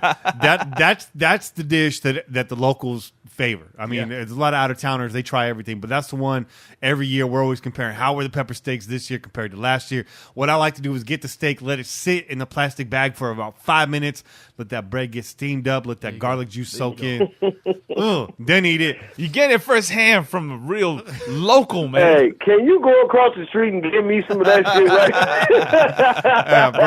Bro, I got a sandwich in the fridge right now. If you can get down here, it's yours. Of course, you got the garlic bread booth. Shit, dude. You give it too much description. I got food thoughts in my brain right now. You know what I'm saying? Shit. Here's the veteran move. You can get combo plate number 1, which comes with a piece of garlic bread. It comes with calamari and marinara sauce and a pepper steak sandwich. And then when you eat your calamari, eat the calamari first, and then you take that steak sandwich and you dip it in the marinara sauce. Yeah, boy. Fire. Yeah. The shrimp scampi they skimped on this year. Let me give you 6 shrimp. They didn't give you enough sauce. That's a good dipping sauce, too, when you're done. Also, the pesto pasta. Got to hit the pesto pasta. That's for sure.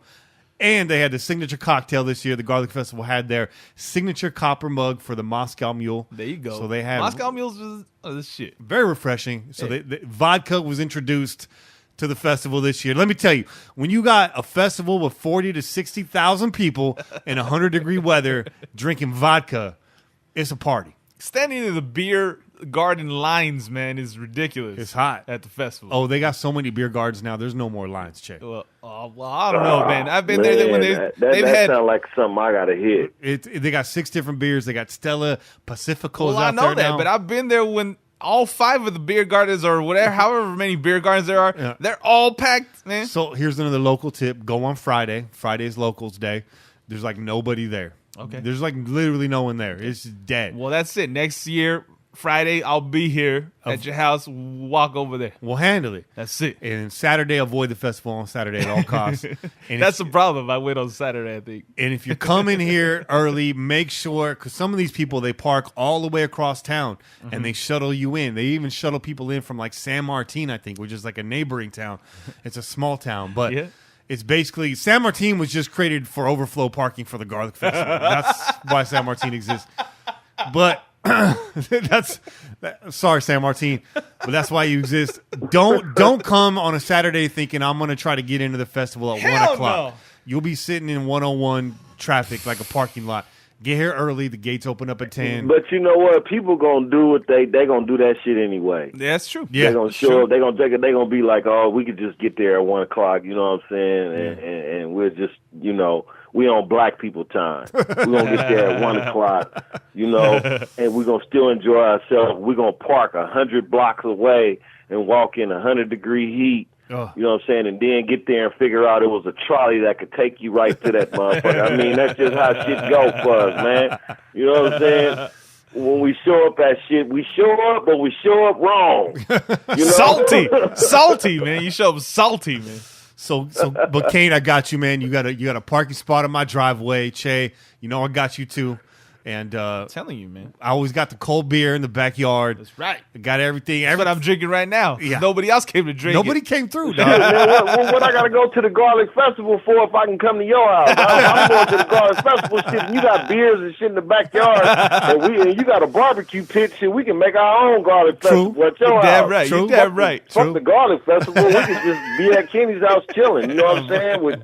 And we can add garlic on our food and call it a garlic festival. That's you true. know what I'm saying? That's true. Yeah. The Pillaging Podcast Garlic Festival. I'm just saying, if you want to do it right, come with me. I'll take you guys under my wing. We go in there about 10 o'clock in the morning. First thing, we do a round. We eat about 3-4 dishes. Come back to the house, chill, wash it down, relax, cool off, avoid the sun. Get back in there about 4 o'clock. Ride it out to the end. Drink to the end. Eat to the end. I'm on day 3 right now. This is a plan right here, man. This is it. Let's book it. It's booked next year. I got the 3-day pass, $30. Boom. I went in and out 7 times this year. 7 times. Did you eat every time? I eat every time. That's the only reason to go, Kane. That's the only reason to go. What did you eat? I think throughout the weekend I had about 6 or 7 pepper steak sandwiches. I had 3 bowls of calamari. I had a bowl of scampi. I had the coconut fried calamari with the Cajun aioli sauce. I had a little smoothie out there. I had a few Moscow Mules. I had some cold beers. I got the kettle corn to bring back to the house. Yeah. Moscow Mules get you fucked up all the way. That is like something that you, man, I had experience with Moscow Mules before. And whoa, that's something that you remember the next day for sure. I got to give even added you know what? Moscow Mule is so popular, they got a potato chip named after that motherfucker. What? So, you know what I'm saying? Man. No, I'm serious. They do. Like, I'm going to post a picture on Twitter of the potato chip bag. That Moscow Mule did something to me so bad that I saw a potato chip bag with Moscow Mule. I took a picture of it and was like, I got to save this. You know what I'm saying? Shit. I got to give a special shout out. There was a new booth this year. It was called the Churro Garage. Yeah. Garaje del Churros. There you go. They had all kinds of fire churros made to order. I had the peanut butter and jelly with bacon churro. Damn. Fantastic. Damn. Absolutely fantastic. Oh, it was the last thing I ate. And then, you know, did you get some jalapeno poppers? I did not. They didn't have jalapeno poppers, but what I got was arancini, which is it's an Italian dish. It's basically a fried ball of rice, and inside of that they had cheese, mozzarella cheese, and jalapenos. And that was better than any popper I've ever had in my life. And of course, garlic. Okay, let me tell you. Let me give the Pillagers another spot to hit. Here we go. If you ever in Berkeley, you know what? Look it up on the internet because I'm not sure, it might be all over the Bay Area. But if you're in Berkeley, you need to hit Fire Wings. Fire Wings is off the fucking hook. And they jalapeno poppers, oh man, that shit is like they make them like when you order them, like they take the jalapeno poppers and put the little cream cheese inside of it, freshly baste them and fry. Like your shit is made to order. You ain't finna get some wings sitting up under a heat lamp. You know what I'm saying? They gonna make your shit to order, and it's popping. Fire wings. Look it up on the internet. That shit is off the hook. You gotta be Just careful. right down the street from my job, and we be fucking with it all the time. I'm telling you, it's off the hook. Fire wings. And those, you got to be careful with them fresh poppers. They come out screaming hot. Hell yeah. Screaming hot. Oh, and bro, they is good. Like, it's like, they are so decadent. You can only eat, like, they give you like 6 of them. Uh-huh. After 2 of them, you like, damn, did I just eat dessert? Like, this shit is hella good. Yeah. You know what I'm saying? It's off the hook. When you're in Berkeley, hit Fire Wings. Get the salt and pepper wings.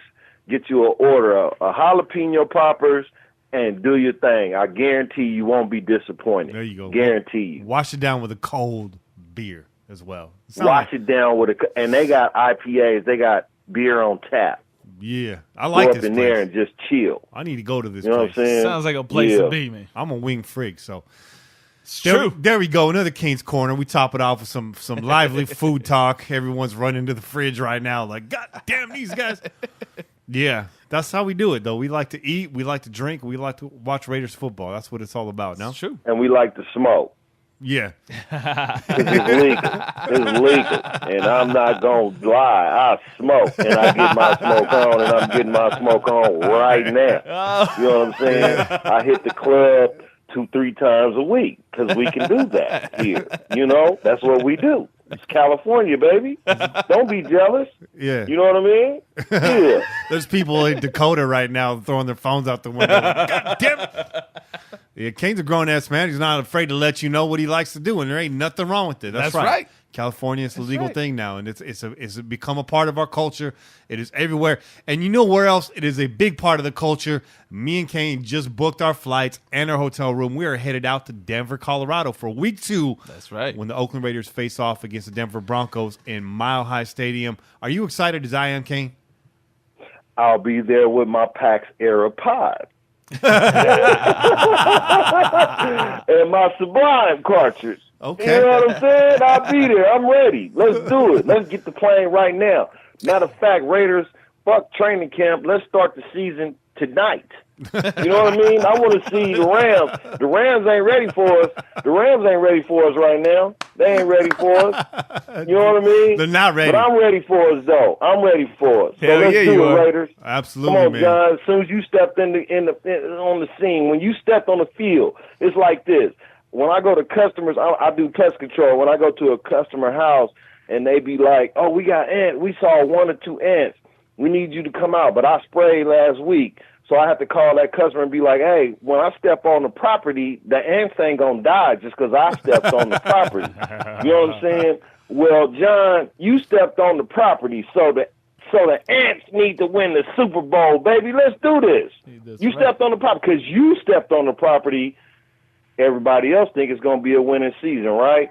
So that's what you got a lot of weight on your back, brother. You know what I'm saying? Let's see a good season from you, and let's do this. Really quick before you get out of here, I'm getting a lot of DMs, and I'm trying to send people your way, but there's a lot of folks coming from out of town to visit the games, and they really want to know a food guide of where they should hit up in the East Bay. If you can, Kane, if you could tweet that out, and maybe just like a list of a good, half dozen to a dozen restaurants you recommend people hit up while they're out here, I think Raider Nation would really appreciate it, bro. Yeah. On it. What kind of restaurants you guys looking for? You looking for fancy? You looking for fast food? Throw them all out. You know what I mean? Because I can give you both. They just want the ones you recommend. Maybe you do 2 different lists. Maybe a casual family spots, like good football pairing food, just like good grub, and then maybe like. Well, let me throw out one right now. Okay. Sons Edition. Sons Edition. Look it up online. Okay. Sons Edition. All right. That's a restaurant. If you come to watch a Raider game, you definitely need to make it to Sons Edition, and without a doubt. And maybe you and I can work on something where we can do a written piece for the blog. It'll be kind of like a home game guide for dummies, right? People coming in from outside. No disrespect. It's just, the for dummies Right. The line of books for dummies yeah. series, man. Maybe you can shoot me some names and we could talk about like traditions and how to do the tailgate, how to get to the game, what bar to take, where to park, all that nonsense. We could wrap it up in a piece and put it out on pj4f.com, and it'll just be kind of like be the Bible for out of towners coming to games. Let's work on that, Kane. Yes, sir. That's definitely in the plans. Let's do it. All right. Let's do it. Put that on the app, man. And I want to hear the feedback from the fans that hit the restaurants that we pick. So if we give y'all a restaurant, then we expect y'all to hit it. And if you hit it, we want a response. We want a comment. We want to know how you felt about that restaurant. Yeah. You know what I'm saying? Otherwise, we're wasting our breath telling you where to go. You know? And don't fuck around and get off the menu or start ordering. Like, don't get creative with your order. If Kane tells you to go somewhere and they're known for this, order that. Don't be showing up at the wing spot trying to order a grilled cheese sandwich. It don't work that way. It don't work that way. Stick to the menu, stick to the guidance, and that's a good point. We're going to give you some recommendations. We want to hear your feedback, and who knows? Maybe we get a sponsorship out of this or something. Hey. Maybe Fire Wings. Maybe you get some free poppers for Kane, man. We promote Fire Wings all day. Hey, you know, we done represented. You know how many restaurants we done gave props to on this show? I know. We should have commercials going on all the restaurants we done said. You know what I'm saying? For sure. Matter of fact, I'm not going to even talk about no more restaurants until we get some representation. You know what I'm saying? Shit. What the hell? Kane, you know? Kane, you're on fire, man. Hell yeah. I don't want to stop this segment, but it's time. It's almost 10 o'clock, and hell of a run, man. We're going to talk to you again next week, and I'm with you, bro. I can't wait for the season to start. Hell yeah. One love, fellas. It's always good talking to y'all, and I'm looking forward to talking to y'all next week. And to the rest of y'all pillagers, if you go to a restaurant that we advise you to go to, then goddamn it, we need to hear some feedback.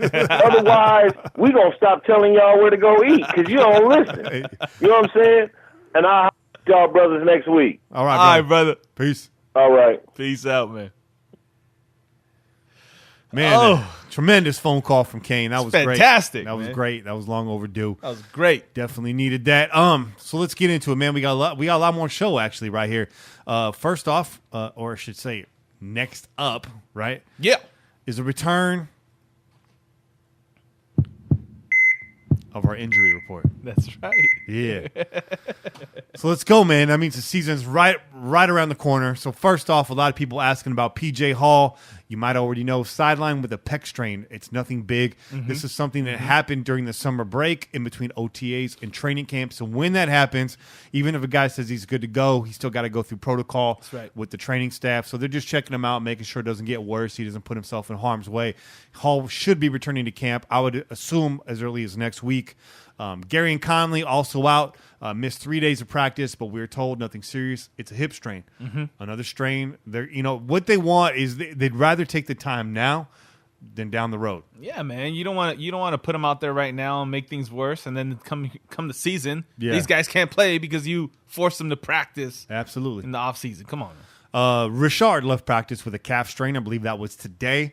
That's 3 strains, training camp. Come on, Deuce Gruden. I'm going to have to put you on the ones and twos. Let's get the stretching going, man. Right.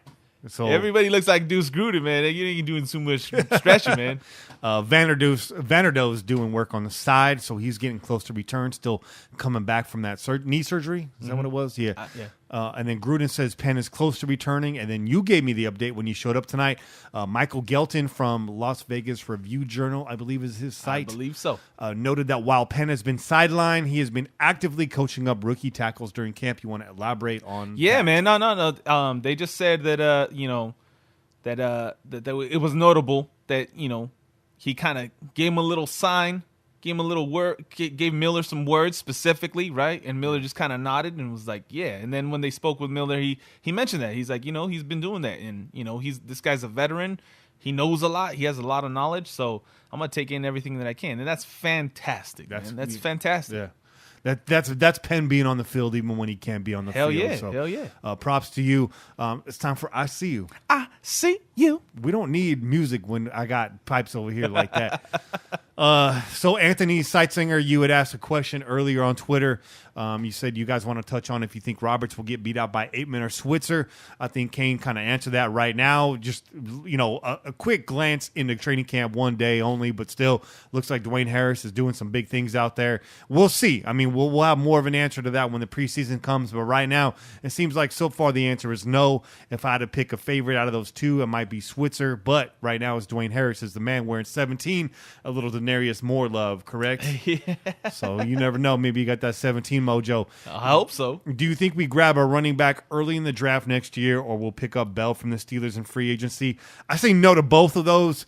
Bell's going to ask for too much money. It's going to be all about Mac next free agency period. We will be somewhere like around $44 million under the cap with all the cuts and everything that are pending. Who knows what that comes back up to with players that are retained and holes that are filled. But Mac is the priority next year. You can't have a Mac and a Carr and a Cooper and a Jackson and a KO and a Bell all on the same team. It's just true. Not going to happen. It's true. We will also not draft a running back early, in my opinion. Late. Yeah, it'll be late. I think you should know that by now. And I'm not discrediting you. It was good questions. But you should know that this organization, probably not going to draft a running back early. If we do, hey, that might be John Gruden's influence in the draft, but we'll see. Jalen Davenport asked us on Twitter, is there any possibility of seeing a trade for Earl Thomas? He is currently in the news for wanting an extension or a trade, and we all know Gruden likes his veterans. What do you think, Che? Earl Thomas? If you're one of these guys that's on social media talking about trade Khalil Mack for Earl Thomas, I'm going to tell you that's no. That's a no. That's a no. But you know what, man? In general, no, I don't think we do that. We brought in all these veterans, all these free agents, and we got to see what pans out now. Yeah. Like, I got a lot of admiration for Earl Thomas. I know his, obviously we've seen what he's done in the league. He's a great player. But I don't think this is the time when you do that. We don't have that kind of cash to be throwing around at all these older guys, locking up, funds that we need to start putting towards other people. Right. You know what I mean? And look at what the Seattle Seahawks need right now. One of their biggest needs is offensive line. So who are you going to trade? Right. Do you want to trade Gabe Jackson for Earl Thomas? I saw that. You posted, and I was like, no, Kenny. No. You don't want to do that. Hell no. We drafted tackles this year, not guards. You're not going to trade Gabe Jackson. He's in it for the long haul. That's car insurance right there.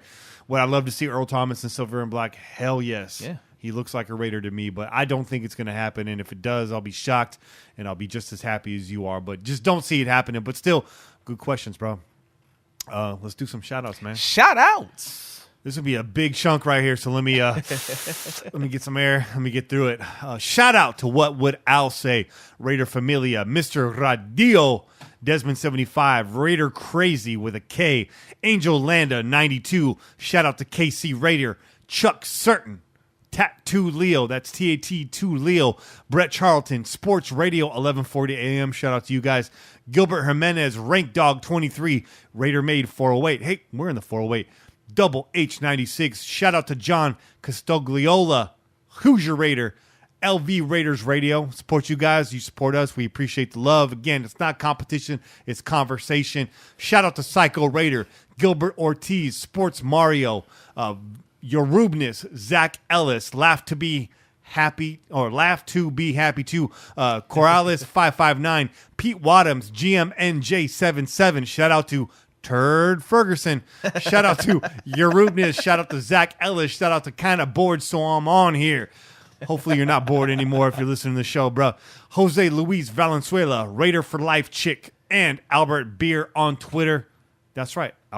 Albert Beer follows us now. Not to be confused with Albert Breer. Albert Beer. Big thank you to Daryl Padilla for the monthly donation. Daryl, he's donating $5 a month to the podcast. We appreciate that, man. That goes a long way. We appreciate everything, man. We appreciate awesome. all the support. Absolutely. Let's get these shout-outs from Instagram real quick. Yeah? Or no? Oh, I'm sorry. Go ahead. Go ahead. My bad. I'll come back. Go ahead. My bad. Go all right. I thought you were ready to pass it on to me, man. We're good. I was just rolling. All right. Shout out Louise D. King. Shout out Manthony 650. Yeah. Shout out Ramirez, bruh. I'm a Ramirez too, bruh. Just so you know. All right. Shout out Jonathan R. Carter. Shout out, oh man, JGFECX7. You hung in there with that one. Shoo. It was good. That was close. All right. Shout out Joshua Irigoyen. I think I got that right. Not bad. Shout out SMB Films. Shout out. I don't know if I shout these guys out, man. You guys are putting me in a tough spot. But since you followed us, I'm going to give you a shout out anyways. Dallas Cowboy fans. Oh, yeah, I saw that update. Cowboys Magazine. I don't know what you're doing on our site, but I guess thanks for the follow. And thanks for liking our stuff, man, I guess. Yeah. And then shout out to the Raiders diehard fans. That's more like it. Yeah. Shout out Christophe 24. All right. And that's it. Yeah, big shout out to SMB Films. They tag us on a lot of stuff, and they have some cool posts on there. It's dope, man. We appreciate the support. Hell yeah. Just coming back to it, just a special shout out to Amber Tennant, who reached out to us via email. She wanted to show her appreciation for the show. Amber comes from a small town in South Dakota with a population of 65. Shit, I just realized I gave her full name, and there's probably not that many small towns. My bad, Amber. But population is 65. She says she's surrounded by Vikings and Packer fans. Oh no! And she listens to the show religiously, and we keep her fully updated and amped up with Raider love. So that's dope. That's dope. Shout out to you, Amber, and of course, thanks to Chris Reed for coming in on this week's show.